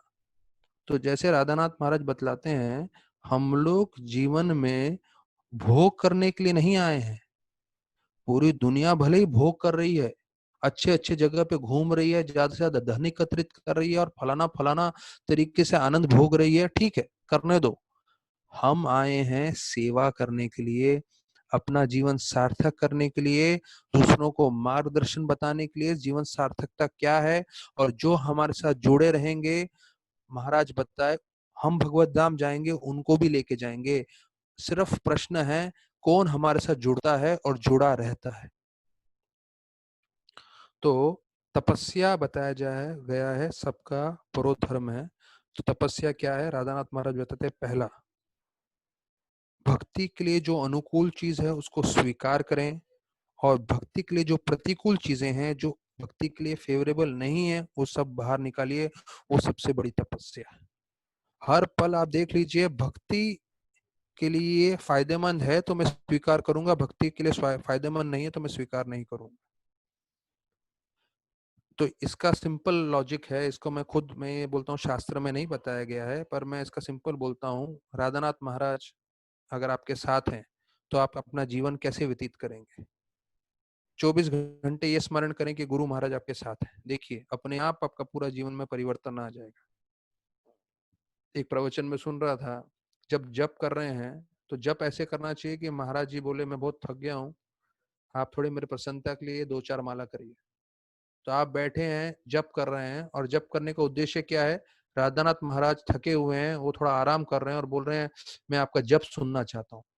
तो जब आप सुबह को जप कर रहे हैं, आप इस भावना से जप करें कि मैं अपने गुरु को सुना रहा हूँ, तो देखिए आपका जप में कितना बदलाव आ जाएगा। और वही जब हम प्रभुपाद के चरणों में बैठ के करें कि हे प्रभुपाद हमें शक्ति दें, जैसे आपने अपने गुरु की सेवा की, हम भी सेवा कर सकें, तो देखिए कैसे जप बदलेगा, आपका सुधरेगा। फिर बताया जाता है, प्रभुपाद जी दूसरी जगह बतलाते हैं, ब्रह्म मुहूर्त में जप करना, मंगल आरती करना, वो तपस्या है। और तीसरा प्रभुपाद जी बतलाते हैं, एकादशी में व्रत करना।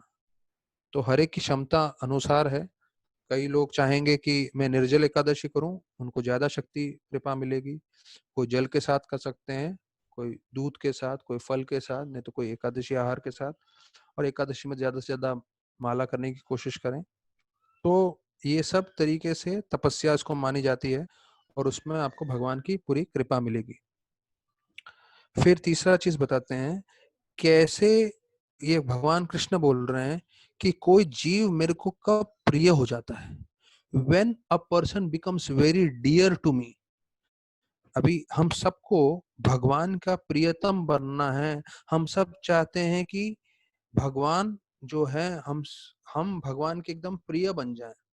तो यहाँ लिखा है, person becomes dear to supreme lord. भगवान कृष्ण बोल रहे हैं, कौन जीव मेरे को बहुत प्रिय होता है, क्या कार्य करता है जिससे वो मेरे को बहुत प्रिय हो जाता है। यहाँ वर्णन आता है, यहाँ कृष्ण भगवान स्वयं बोल रहे हैं। बोलते हैं भगवान, जब मैं देखता हूं कोई भी जीव, उसका क्या स्थिति है वो मैं नहीं देख रहा हूं, उसने पहले क्या किए है मैं नहीं देख रहा हूं, उसने क्या अच्छे या बुरे कर्म किए, भयंकर से भयंकर कुकर्म किए, मैं वो नहीं देख रहा हूं। मैं क्या देख रहा हूं कि अगर जीव पूरी तरह से अपना मन, अपना तन, अपनी बुद्धि लगा के, अपनी वाचा की शक्ति लगा के गुरु की सेवा कर रहा है, गुरु को प्रसन्न करने जा रहा है, और पूरा अपनी शक्ति लगा रहा है, तो ऐसा जीव मेरे को बहुत प्रिय हो जाता है।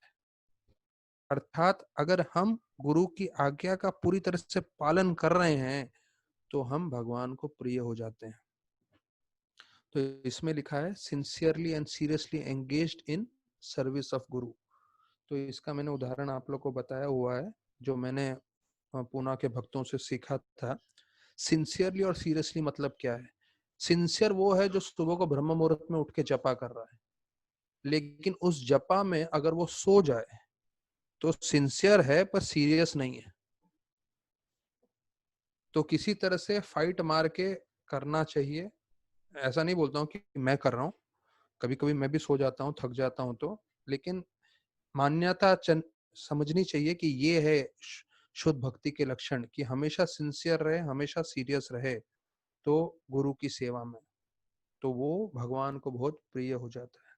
और प्रभुपाद जी ने क्या बोला है, हमें कोई बड़ा, बोलते हैं ना, we don't have to reinvent the wheel, फिर से वापस से ढूंढने की जरूरत नहीं है। प्रभुपाद ने बोला है, 16 माला जप करें ब्रह्म मुहूर्त में, 4 नियम का पालन करें, और अपनी क्षमता अनुसार इस मिशन को आगे बढ़ाने की कोशिश करें। तो जो भी ये 3 कार्य करेगा, गुरु से प्रसन्न हो जाएगा अपनी क्षमता अनुसार। कोई माता है, वो घर में रसोई कर रही है, अच्छी भावना से वो भगवान के लिए जगन्नाथ जी के लिए भोजन बना रही है, वो भी सेवा है। वो कार्य अच्छे से करेगी, वो भगवत नाम चली जाएगी। उससे गुरु, उससे कृष्ण संपूर्ण रूप से प्रसन्न होंगे। और कोई प्रचारक है तो उसको पूरा मन लगा के, पूरा ध्यान लगा के शास्त्र पढ़ रहे हैं, मैनेजमेंट कर रहे हैं, जिससे वो इस्कॉन को एक अलग स्तर पे लेके जाएं, वो भी सार्थक है। राधानाथ महाराज बतलाते हैं, मंदिर में झाड़ू लगाने वाला व्यक्ति और मंदिर में राधा रानी को श्रृंगार करने वाले व्यक्ति दोनों समान हैं। दोनों को उतनी ही कृपा मिलेगी अगर दोनों की भावना सही है तो। कोई ऊंचा नहीं है, कोई नीचा नहीं है। जो दिल लगा के भक्ति करे वो सही है, बाकी सब गलत।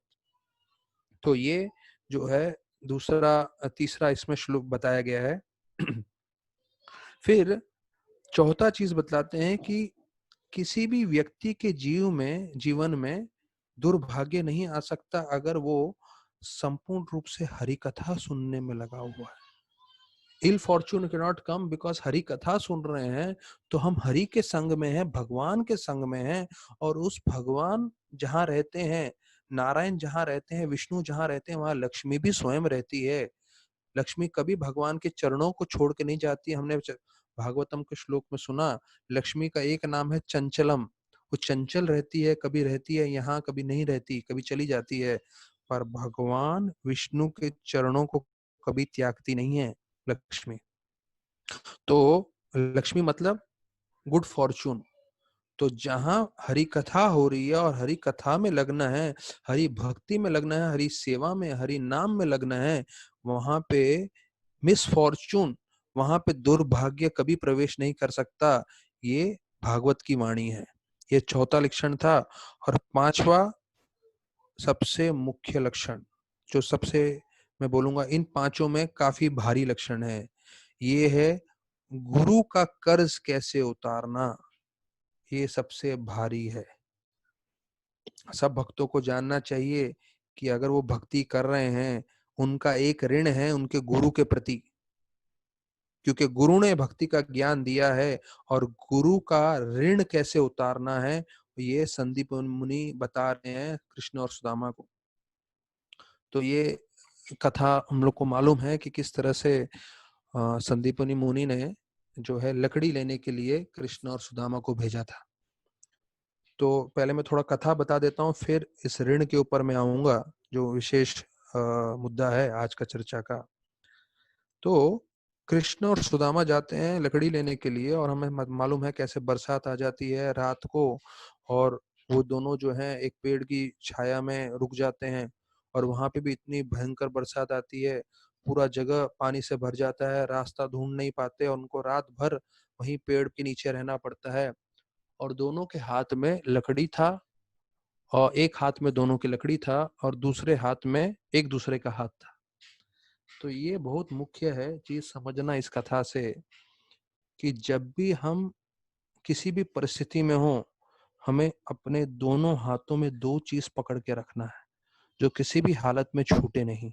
क्या?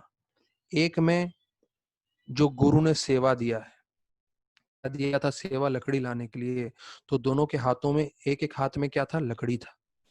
अर्थात गुरु ने जो हमें शिक्षण दिया है, गुरु ने जो हमें बताया है, जैसे मैंने आपको सिखाया 4 नियम, प्रभुपाद ने जो हमें सिखाया है, 4 नियम पालन करना, 16 माला जप करना और अपनी क्षमता अनुसार सेवा करना, ये गुरु का दिया हुआ सेवा है। तो सेवा छूटना नहीं चाहिए एक हाथ में। और दूसरे हाथ में क्या था? एक दूसरे का हाथ, वैष्णव का संग, भक्तों का संग। तो कृष्ण और सुदामा ने पूरे तूफान में पूरी रात भर जागते हुए दोनों चीज को पकड़ा। एक उनके भक्तगण का संग, उनका हाथ, और दूसरा अपने गुरु की सेवा। जब जीव ये दो चीज को जीवन पर्यंत पकड़ के रखेगा, एक अपने गुरु की सेवा और साधुओं का संग, भक्तों का संग, अपने दोनों हाथों से दोनों चीजों को पकड़ के रखेगा, तो जीवन पर्यंत उसका सफल ही होगा, ये निश्चित है। फिर बताया जाता है संदीपनी मुनि को मालूम चला कि सुबह हो गए, ये दोनों आए नहीं। तो संदीप मुनि जो है अपने सारे शिष्यों के साथ निकल गए ढूंढने के लिए। और फिर देखा उन्होंने जंगल में ये लोग जो है बरसात के कारण पूरे अटक गए थे, और रात भर उन्होंने इतनी वेदना झेली।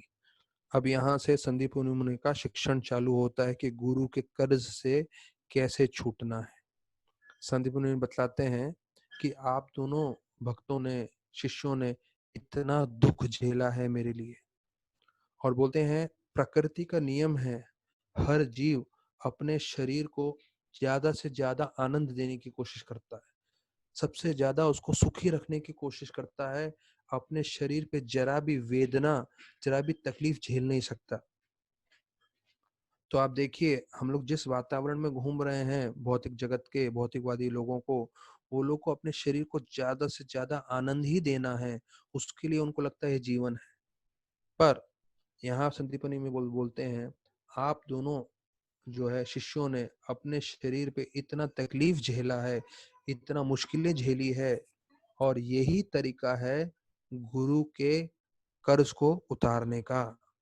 ये सबसे मुख्य चीज है जो मैं बता रहा था। The way to get free from the depth of the spiritual master is to take suffering and pain on this body while doing seva. Radhanath महाराज बतलाते हैं, सेवा तब शुरू होती है जब आपका शरीर में दर्द शुरू होता है। आप खड़े रह के प्रसाद बांट रहे हैं, आपके जो है 1 घंटे तक शरीर में बिल्कुल स्वस्थ है, कोई प्रॉब्लम नहीं है, 1 घंटा हो गया, पैर दुखना चालू हुआ। जब पैर दुखना चालू हुआ तब असली सेवा प्रारंभ होती है, राधानाथ महाराज के हिसाब से, जो गुरु हैं। आपका जब पैर दुख रहा है उसके बाद आप कितना समय सेवा करते हो, ये बतलाता है आप में सेवा करने की कितनी शक्ति है, आप कितना प्रसन्न करना चाहते हो। तो यहाँ पे ये स्पष्ट समझ लीजिए सारे भक्तगण जो सुन रहे हैं, गुरु को डोनेशन दे के आप प्रसन्न नहीं कर सकते, गुरु को गिफ्ट दे के आप प्रसन्न नहीं कर सकते। आप बोलोगे मैंने इतना धन राशि दे दिया, ये कर दिया, वो कर दिया, नहीं दीजिए, अच्छी बात है, आप भक्ति में प्रगति करेंगे, लेकिन आप पूरी तरह से मन एकाग्र करके जब गुरु की सेवा करते हैं, और सेवा करते करते उस सीमा पे पहुंच जाते हैं जहां से आपको शरीर में तकलीफ होने लगती है, लेकिन फिर भी आप सेवा कर रहे हैं, क्यों? आप गुरु को प्रसन्न करना चाहते हो। तो जहां तकलीफ का स्तर शुरू होता है, वहां से गुरु का कर्ज उतारना प्रारंभ होता है।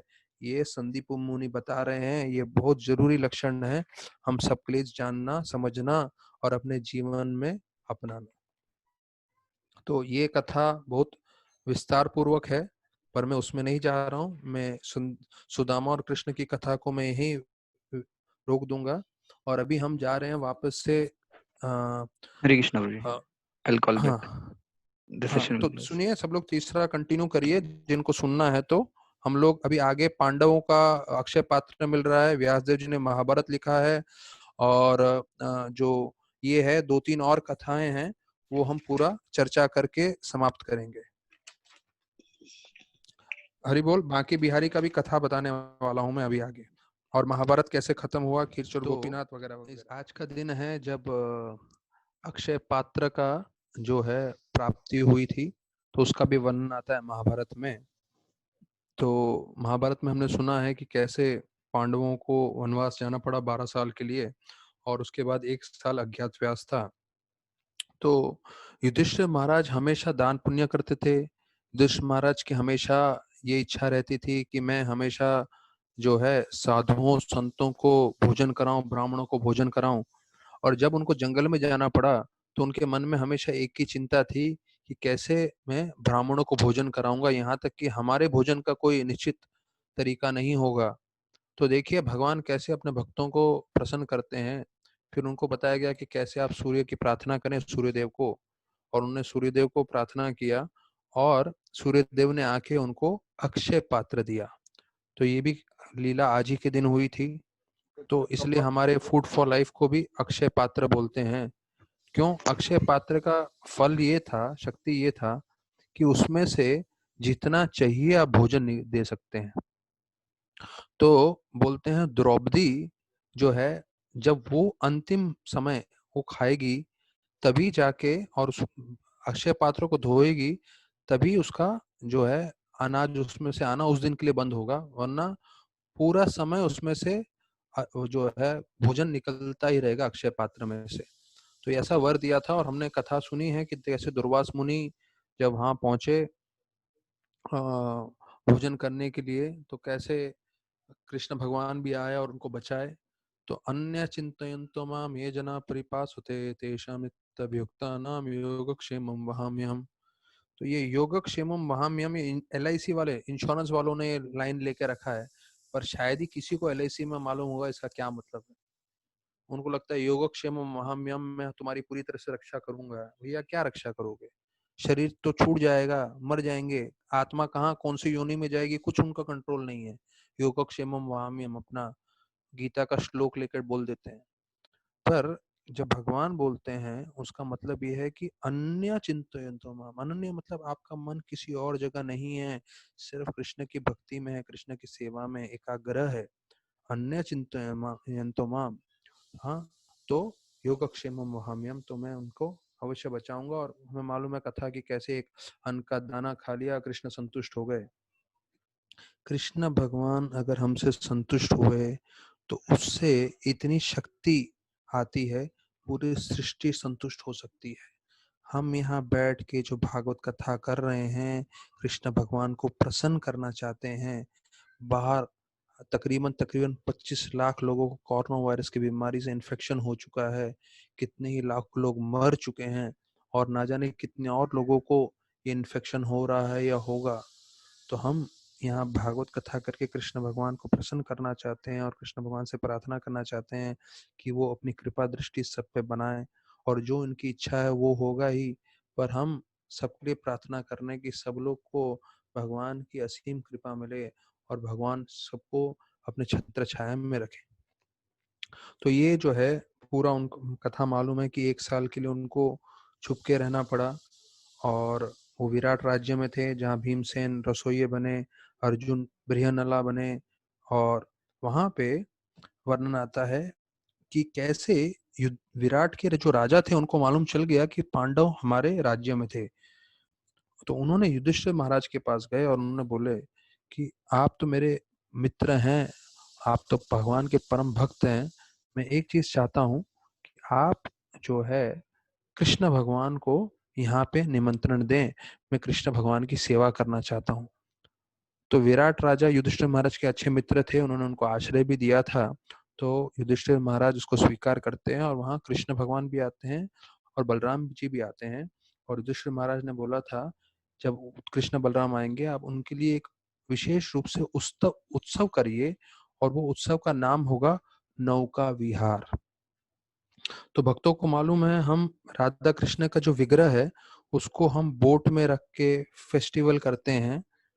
तो ये जो है शुरुआत हुआ था 5,000 साल पहले, विराट राजा ने किया था कृष्ण भगवान और बलराम जी के लिए। तब उस दिन उन्होंने चंदन भी लगाया था कृष्ण भगवान को और कृष्ण बलराम जी को। तो ये जो चंदन यात्रा का भी प्रारंभ होता है 21 दिन के लिए, वो शुरुआत उस लीला से हुई थी, विराट राजा से। दूसरा वर्णन आता है कि आज के दिन जगन्नाथपुरी में भगवान के उत्सव विग्रहों को बाहर लेके जाते हैं, और नरेंद्र सरोवर में 21 दिन तक नौका विहार होता है, और उसके बाद विग्रहों को जगन्नाथ मंदिर में रखते हुए चंदन लगाया जाता है। और फिर जो है पूरा हमें माधवेंद्रपुरी की कथा आती है कि कैसे माधवेंद्रपुरी भगवान के परम भक्त थे, और ऐसे उनके द्वारा ये चंदन यात्रा पूरा प्रारंभ हुआ था, वो भी एक वर्णन आता है। तो ये कथा संक्षेप में मैं आपको बताऊंगा कि कैसे माधवेंद्रपुरी गोविंद कुंड के पास थे। आज भी गोविंद कुंड है, आप लोग जा सकते हैं गोवर्धन की परिक्रमा करते समय। राधानाथ महाराज जब भी यात्रा करते थे, जब वो हमारे साथ यात्रा में जाते थे, महाराज हमेशा गोवर्धन परिक्रमा में गोविंद कुंड पे बैठेंगे, और वहां पे कम से कम 1 आध घंटे का पूरा कथा करेंगे, गोविंद कुंड की महिमा बताएंगे, और पूरे माधवेंद्रपुरी की कथा बताते थे कि कैसे माधवेंद्रपुरी भी वहां बैठ के भगवान का नाम जप कर रहे थे। और माधवेंद्रपुरी का एक था गुण कि वो कभी किसी से कुछ मांगते नहीं थे। और यहाँ तक कि मैं इस बार आईवेस यात्रा में था, आईवेस प्रीचर्स यात्रा में, जहाँ पूरे भारत के प्रीचर्स आए थे, वहाँ वैष्णव महाराज आए थे। वो बतला रहे थे माधवेंद्रपुरी ने ऐसा व्रत लिया था कि वो अनाज भी नहीं खाते थे। तो कोई उनको दान में अनाज देता था, रोटी देता था या कुछ दूसरा खाने के पदार्थ देते थे, तो वो वापस से बांट देते थे। वो खाते कुछ नहीं थे, वो सिर्फ दूध लेते थे और वो भी मांगेंगे नहीं। तो हुआ ये कि वो पूरा दिन जप कर रहे थे और शाम को एक बालक आके उनको दूध देता है। तो मादंडपुरी को थोड़ा शंका होता है कि इसको कैसे मालूम चला कि मैं यहाँ बैठा हूँ, मैंने कुछ लिया नहीं है। तो पूछते हैं उस बालक से, आपको कैसे मालूम चला कि मैंने खाया नहीं है? तो बोला, यहाँ पे बहुत सारी हमारे गांव की स्त्रियां आती हैं पानी लेने के लिए, उन्होंने देखा आप यहाँ पे बैठे हैं और कुछ आपने पाया नहीं है, इसलिए उन्होंने ये दूध भेजा है। तो वो समझ जाते हैं, फिर वो बोलते हैं, बालक मैं वापस से आऊंगा और ये मटकी लेके जाऊंगा। तो जैसे ही वो दूध को पीते हैं मादंडपुरी, उनको ऐसा लगता है साक्षात अमृत है। तो वो बोलते हैं, इतना भव्य दूध कभी मैंने नहीं पिया। और वो पीते ही जो है एकदम वो जो है हर्षोल्लासित हो जाते हैं। और बताया जाता है कि जब वो जप करते करते उनको थोड़ा नींद लगता है, तो वही बालक जो है, जो दूध दे के गए, वो बतला आते हैं सपने में और बोलते हैं, तुमने पहचाना नहीं, मैं तो साक्षात कन्हैया हूँ, गोपाल हूँ। और बोलते हैं, मेरा विग्रह यहाँ झाड़ियों में छुपा हुआ है, आप आइए ब्रजवासियों को लेके और मेरा विग्रह निकालिए। मुझे बहुत गर्मी लग रही है, तो मुझे मेरा अभिषेक करिए। मैं बहुत भूखा हूँ, तो मुझे अलग अलग पदार्थ का भोजन व्यंजन बना के मेरे को भेंट चढ़ाइए। तो जब मादंडपुरी उठते हैं तो वो पहले तो थोड़े दुखी हो जाते हैं कि अरे, कृष्ण भगवान मेरे दर्शन में आए, कृष्ण भगवान साक्षात मेरे सामने आए, पर मैं पहचान नहीं पाया। फिर वो उस दुख से निकलते हैं और बोलते हैं, मुझे भगवान की सेवा करनी चाहिए। व्रजवासियों के चले जाते हैं, विग्रह निकालते हैं वो ढूंढ के, और वो है गोपाल जी का विग्रह। आज वही विग्रह है जो श्रीनाथ जी में विराजमान है, नाथ द्वारा में। और मैंने देखा कि ये जो विग्रह था, ये वज्रनाभ जी ने बनाया था। और मैंने इस बार जो है, क्योंकि हमारा प्रीचर्स यात्रा भी नाथद्वारा में हुआ और आईवेस का यात्रा भी भक्तों का, वो भी नाथद्वारा में था। तो तकरीबन तकरीबन 3-4 महीने के गैप में मेरा 2 बार जाना हो गया जगह नाथद्वारा। तो मैं देख रहा था, वज्रनाभ ने जब 5-4 साल पहले विग्रह बनाए थे, उन्होंने इस्कॉन के स्टाइल में डीटीज नहीं बनाए हैं। आप वो देखेंगे, जो गोपाल जी का विग्रह है, उन्होंने पूरा एक पत्थर में नक्काशी करवा के गोपाल जी का विग्रह बनाया है। तो हमारे विग्रह का जो है लाइफ थोड़ा कम हो सकता है इस्कॉन के डीटीज का, लेकिन जिस तरह से उन्होंने बनाया है, वो इस तरह से बनाया कि 5,000 साल पूर्व भी वो विग्रह को कुछ नहीं होगा।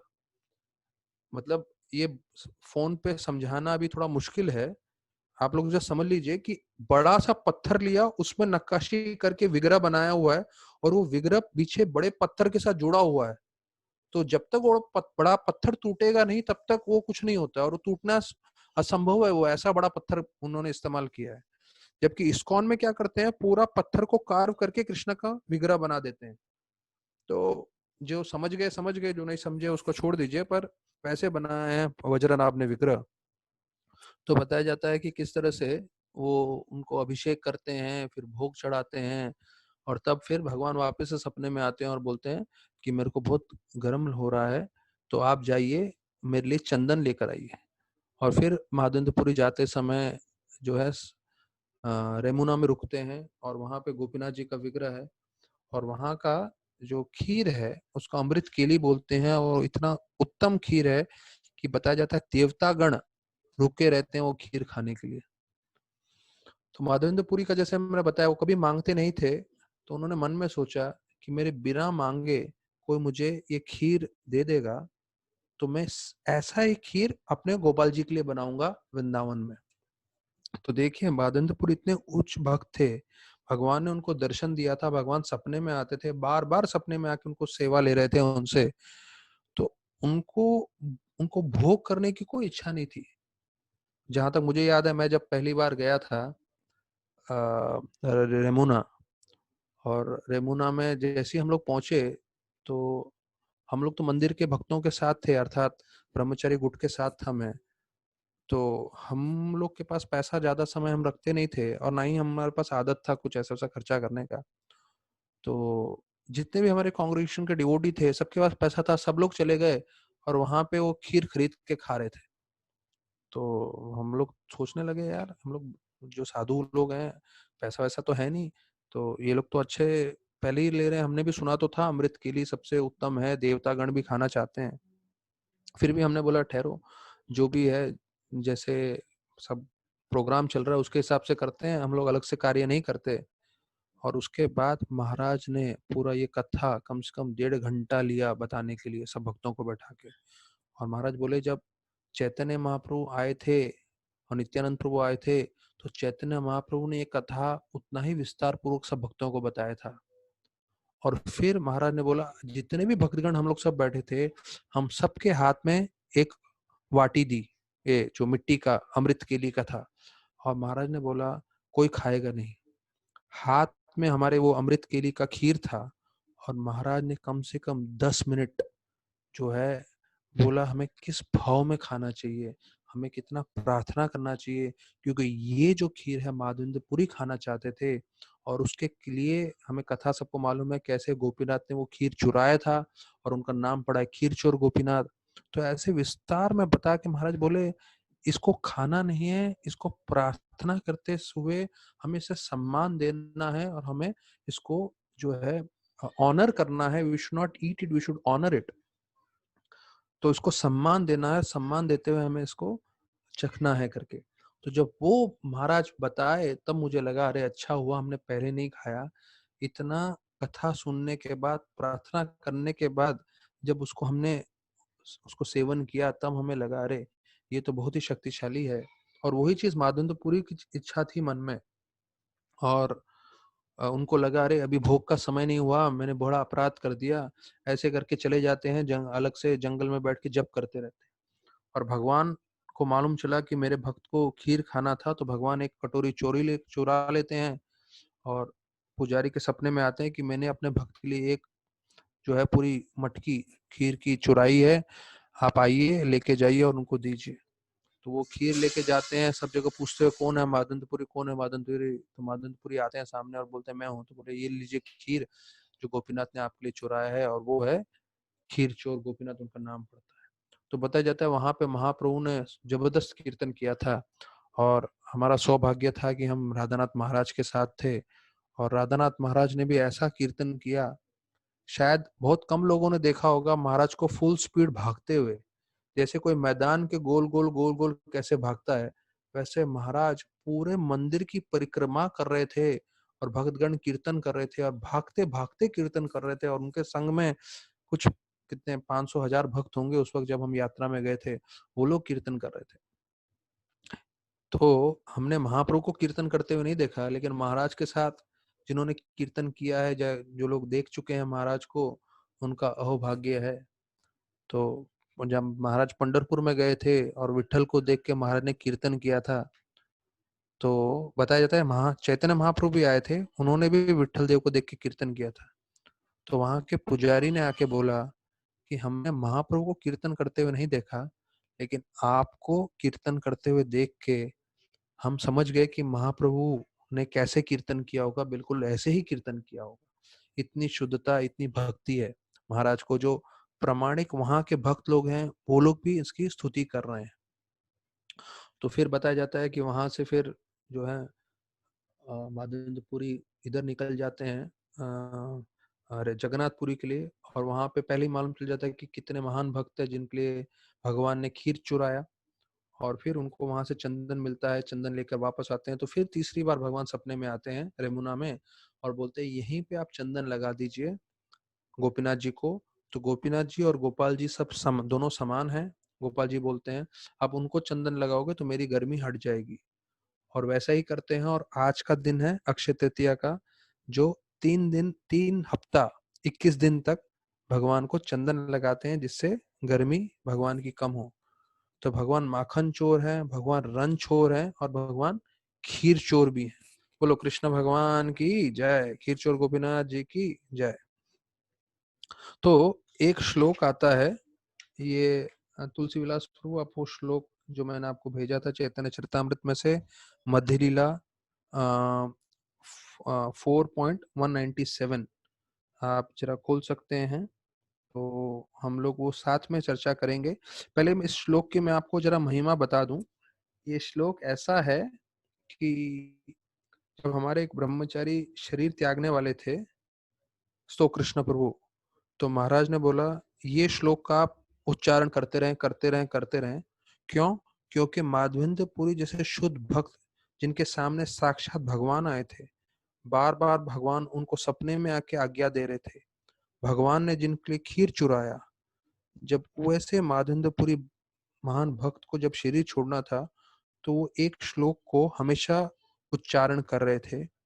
तो महाराज ने स्तो कृष्ण प्रभु को बोला आप इस श्लोक का उच्चारण करते रहें। तो आज के दिन पे जहाँ से चंदन यात्रा शुरू हुई है, हम लोग वो श्लोक बोलेंगे, पर ये श्लोक बहुत ही जो है गुह्य है।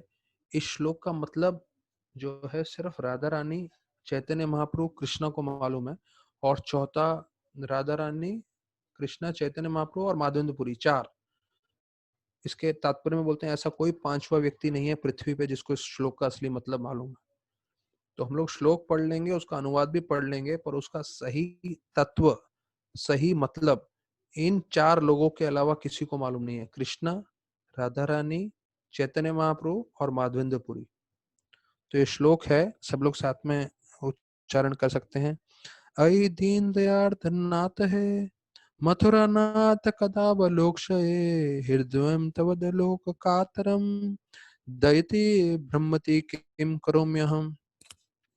अर्थात ये राधा रानी बोल रही हैं कि कृष्ण भगवान मतलब मथुरा नाथ, मथुरा के जो नाथ हैं, मैं कब आपको देखूंगी, बिना आपको देखे मेरा मन बहुत विचलित हो गया है, मैं आपके विरह में हूँ, मेरे प्रियतमम, अभी मैं क्या करूं। तो ये इस श्लोक का मतलब है। ज्यादा मतलब समझने की कोशिश मत करिए, क्योंकि चार ही लोग हैं पूरे सृष्टि में जो श्लोक सुन सकते हैं, समझ सकते हैं, पर हमने अपने शुद्धिकरण के लिए बोल दिया ये श्लोक। ठीक है, तो ये हुआ चंदन यात्रा। आज का दिन है जब बद्रीनाथ जी का दर्शन भी खुलता है। आज से बद्रीनाथ जो है उनका दर्शन प्रारंभ होता है, और बद्रीनाथ का भी बहुत ही सुंदर विग्रह है। जो लोग बद्रीनाथ गए हैं, जिन्होंने दर्शन किया है, उसमें विशेष रूप से अधिकांश समय आप श्रृंगार दर्शन करते हैं, लेकिन दिन में दो बार होता है। एक होता है सुबह का समय और एक होता है शाम का समय, रात का समय। जब रात के समय भगवान का वो पूरा श्रृंगार निकालते हैं, भगवान पे पूरा जो है वस्त्र होता है, एक तरह से उनको जो है उधर ठंडी रहती है तो अलग अलग तरह से पहनाते हैं, सोने के आभूषण वगैरह तो सब निकालते हैं। और फिर बद्रीनाथ का विग्रह दिखता है, चतुर्भुज रूप में है, शंख चक्र उन्होंने धारण करके रखा है, बहुत ही भव्य, बहुत ही सुंदर है। तो जो भी भक्त बद्रीनाथ जाएंगे तो ये दो दर्शन में ट्राई करिएगा, अगर आपको प्राप्त हो सके तो। और विशेष रूप से उसके लिए वो लोग भारी डोनेशन लेते हैं। सुबह का अभिषेकम का दर्शन के लिए शायद 5,000 रुपया है, और शाम का दर्शन का 3,000 रुपया है, जब मैंने आखिरी बार किया था तब। और अगर आप भाग्यशाली हो और उधर ज्यादा भक्तगण नहीं है, जैसे मैं एक बार जुलाई के महीने में गया था, तब बरसात होता है, तो बरसात के समय जो है लोग नहीं आते, क्योंकि उधर से पत्थर गिरते हैं, रास्ते बंद हो जाते हैं। तो कैसे मैं चला गया था जुलाई के समय, तो उस समय जो है शाम के समय मैंने पैसे नहीं दिए थे, मैं बाहर खड़े रह के दर्शन कर रहा था। तो बिना पैसे दिए हम लोग ने अच्छे से दर्शन कर लिए, कैसे वो भगवान का पूरा श्रृंगार निकालते हैं और भगवान का आपको स्वरूप देखने मिलता है। तो वो बद्रीनाथ जी हैं। तो वहां बताया जाता है नर नारायण ऋषि हमेशा तपस्या करते हैं, उद्धव जी भी वहां तपस्या करते हैं, व्यासदेव जी ने वहां पे पूरे शास्त्रों की रचना की। तो उसका भी आगे चर्चा आएगा, तो पूरा उसका वर्णन किया हुआ है। तो वो बद्रीनाथ जी को भी हम प्रार्थना करेंगे आज एक सेकंड के लिए हाथ जोड़ के कि बद्रीनाथ जी कृपा दें, भक्ति दें, हम सब वैष्णव की सेवा कर सकें, हमेशा दास अनुदास के भाव में जीवन व्यतीत करें, कभी वैष्णव अपराध न करें, और अपने गुरु को प्रसन्न करने की कोशिश करें जैसे शास्त्रों में बताया गया है। फिर आज का दिन में जो है वरह नरसिम्हा जो सिमाचलम में है, उनका दर्शन होता है। तो बताया जाता है कि प्रहलाद महाराज ने भगवान नरसिंह देव को बोला कि मैंने आपको तो देखा है, क्यों? क्योंकि आपने हिरण्यकशिपु को अंत किया, पर आपका एक और रूप था वरद का, जो मेरे मामा अर्थात हिरण्याक्ष का अंत किया था, तो मैं आपका वर नरसिंह का रूप देखना चाहता हूँ। मतलब नरसिंह देव और वरदेव दोनों एक साथ। तो भगवान ने वो रूप दर्शन दे के, उसमें बताया जाता है फिर वैसा एक विग्रह बना था, और वो विग्रह की आज भी पूजा होती है। वो होती है सिमाचलम में वर नरसिंह। और क्योंकि नरसिंह देव क्रोधित होते हैं तो उसको बताया जाता है चंदन लगाते हैं, जैसे अभी हम देख रहे हैं 21 दिन जो है चंदन लगा रहे हैं। पर यहाँ पे सिमाचलम में एक दिन चंदन लगाते हैं, फिर शाम को चंदन निकालते नहीं, उसी के ऊपर और चंदन लगाते हैं। तो ऐसे करते करते 364 दिन चंदन लगाते रहते हैं, और वो पूरा चंदन का आपको एक गेंद जैसा दिखेगा, और उसके अंदर विग्रह होते हैं। और आज के दिन, अक्षय तृतीया के दिन, वो पूरा चंदन हटाते हैं, और पूरे साल में सिर्फ एक दिन आपको वरा नरसिंह देव विग्रह का दर्शन करने मिलता है। तो ये जो है पूरा वर्णन आता है उसके बारे में, वरा नरसिंह के बारे में, वो जो सिमाचलम के हैं। अच्छा, दूसरा एक चीज समझना चाहिए कि हम लोग जो भक्ति कर रहे हैं, तो हमें कभी कभी लगता है अरे हम बहुत भक्ति कर रहे हैं। आज कथा में सुन रहे थे कि जब गोपियां गाती हैं कृष्ण की प्रसन्नता के लिए, तो 33,000 राग में गाती है। कितने? 33,000। पृथ्वी पे हम लोग को सिर्फ सारे गामा पादा नीसा मालूम है, और वो भी हम लोग, कोई म्यूजिशियन होगा तो डिटेल में जा सकता है, नहीं तो उसका भी हमें कुछ सुर लय ताल नहीं मालूम है।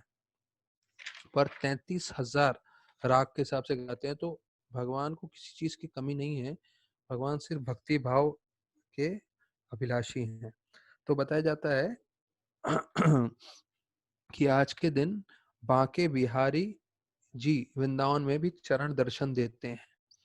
तो बांके बिहारी का एक छोटा सा प्रसंग मैं बताऊंगा कि तानसेन अकबर के सभा में जब संगीत गाते थे, तो उनको बताया जाता है पूरा पृथ्वी का सर्वश्रेष्ठ जो है संगीतकार माना जाता है। और तानसेन जब संगीत गाते थे, वो इतना शक्ति था कि उससे बरसात आ जाती थी। तो अकबर बोलते थे अरे आप तो सर्वश्रेष्ठ संगीतकार हैं। तो तानसेन बोलते हैं कि ये तो कुछ नहीं है, मैं तो एक शिष्य हूँ, असली तो मेरे गुरु हैं हरिदास, जो वृंदावन में बांके बिहारी जी की सेवा करते हैं। तो ये गोस्वामियों के समय से सेवा कर रहे थे हरिदास जी। वो बताया जाता है किसी न किसी गोस्वामी के शिष्य हैं हरिदास, तो भी प्रामाणिक है जो बांके बिहारी जी की सेवा कर रहे हैं। तो तानसेन जो है वो अकबर को बोलता है अगर आपको संगीत सुनना है तो हरिदास जी का सुनिए करके, तो वो मेरे गुरु हैं। तो वो बोलते हैं लेकिन वो आपको सुनाएंगे नहीं, क्योंकि वो सिर्फ भगवान के प्रसन्नता के लिए गाते हैं, बांके बिहारी जी के लिए गाते हैं। तो अकबर को बोलते हैं आप एक काम करिएगा, मैं जब उनसे मिलूंगा तो आप प्रवेश मत करिए, आप बाहर रहिएगा, और बाहर रह के ध्यान से सुनिएगा, क्योंकि हो सकता है भले ही आप अकबर हो, भले ही आप सम्राट हो पूरे भारतवर्ष के, पर वो बांके कृष्ण भगवान की सेवा कर रहे हैं, बांके बिहारी जी की सेवा कर रहे हैं, तो वो शायद आपके लिए नहीं गाएंगे। तो मैं किसी तरह से छल करके उनसे एक जो है उनको गाने के लिए ये करूंगा, प्रोत्साहन दूंगा, जिससे आप सुन सकते हैं। तो अकबर जी बाहर ही थे, और तानसेन हरिदास जी से मिलते हैं, और हरिदास जी से मिलते मिलते फिर वो लोग अपना संगीत का रियाज करने की कोशिश करते हैं। तो तानसेन जो है गलत गाते हैं, एक बार, दो बार, तीन बार, वो जानबूझ करके गलत गाते हैं।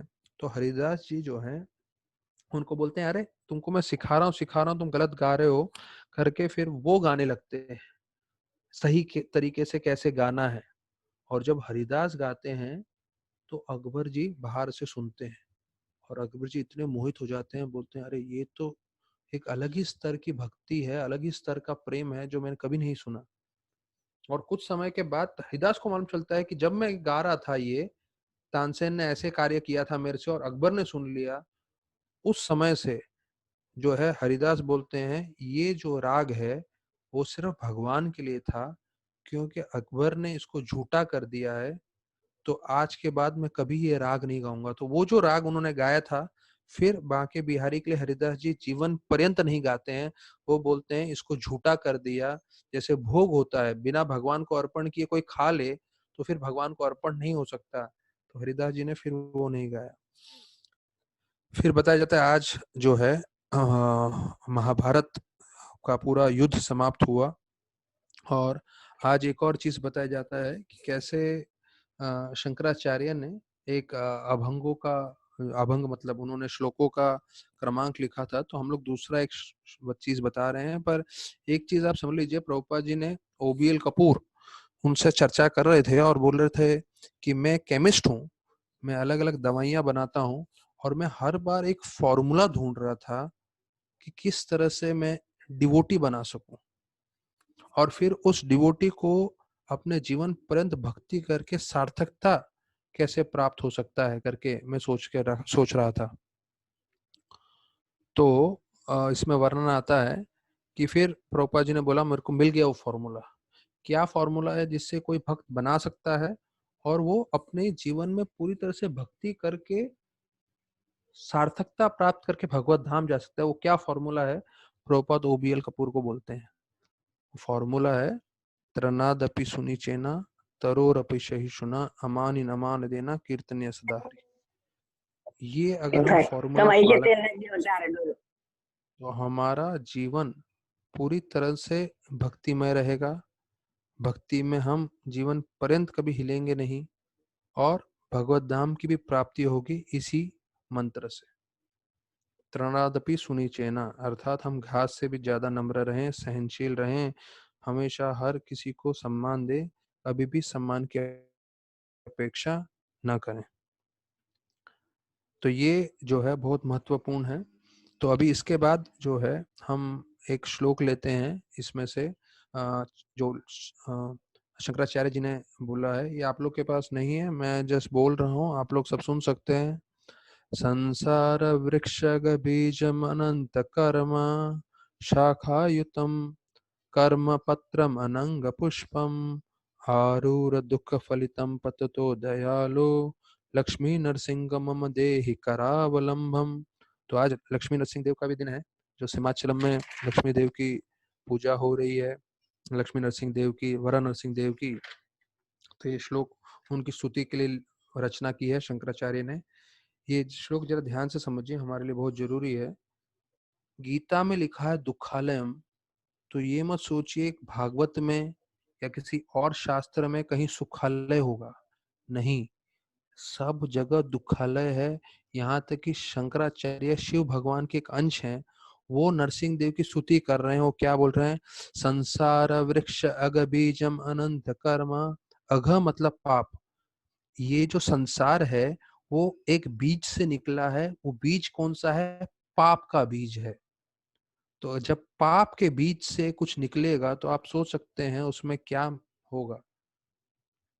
तो उसमें बोलते हैं शाखा सुतम कर्म पत्रम फुल्लंग अनंत पुष्पम। तो उस पे जितने भी पुष्प है, जितने भी फल हैं, वो देख के कोई आकर्षित होगा और उससे आकर्षित होके वो चढ़ने लगेगा इस पेड़ पे, जैसे हम सब जीव इस पे चढ़ते हैं। तो बोलते हैं आरूर। आरूर मतलब चढ़ना। दुख फलितम, और उस पे फल क्या है? दुख है।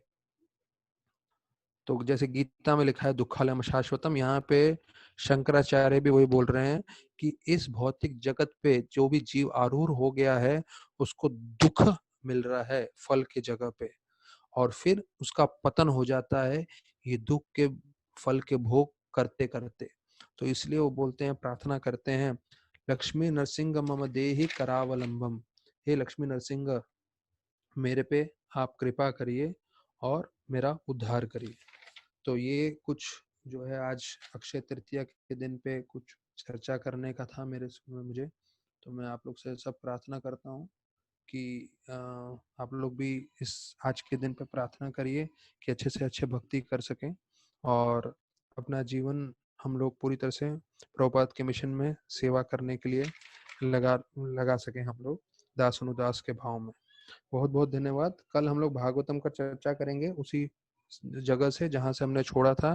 धृतराष्ट्र क्विट होम 30 श्लोक हमने चर्चा किए थे, वहां से हम आगे प्रार्थना करेंगे। तो अभी शाम को भी कथा है और बाकी समय सब जपा कर सकते हैं, सुदामा की कथा भी पढ़ सकते हैं सब भक्तगण, जिससे आज का अक्षय तृतीया में ज्यादा से ज्यादा फल मिले। और एक और लीला हुआ है कि 1953 में मई महीने में जो है लीग ऑफ डिवोटीज की स्थापना की थी प्रभुपाद ने। वो भी अक्षय तृतीया के दिन किया था। तो मतलब जो इस्कॉन की स्थापना हुई है उससे पहले जो लीग ऑफ डिवोटीज किया था वो भी अक्षय तृतीया के दिन किया था। दूसरा, कुबेर को पूरा धन संपत्ति मिलता है जिससे वो स्वर्ग के सबसे धनी व्यक्ति बनते हैं, वो भी आज ही का दिन है।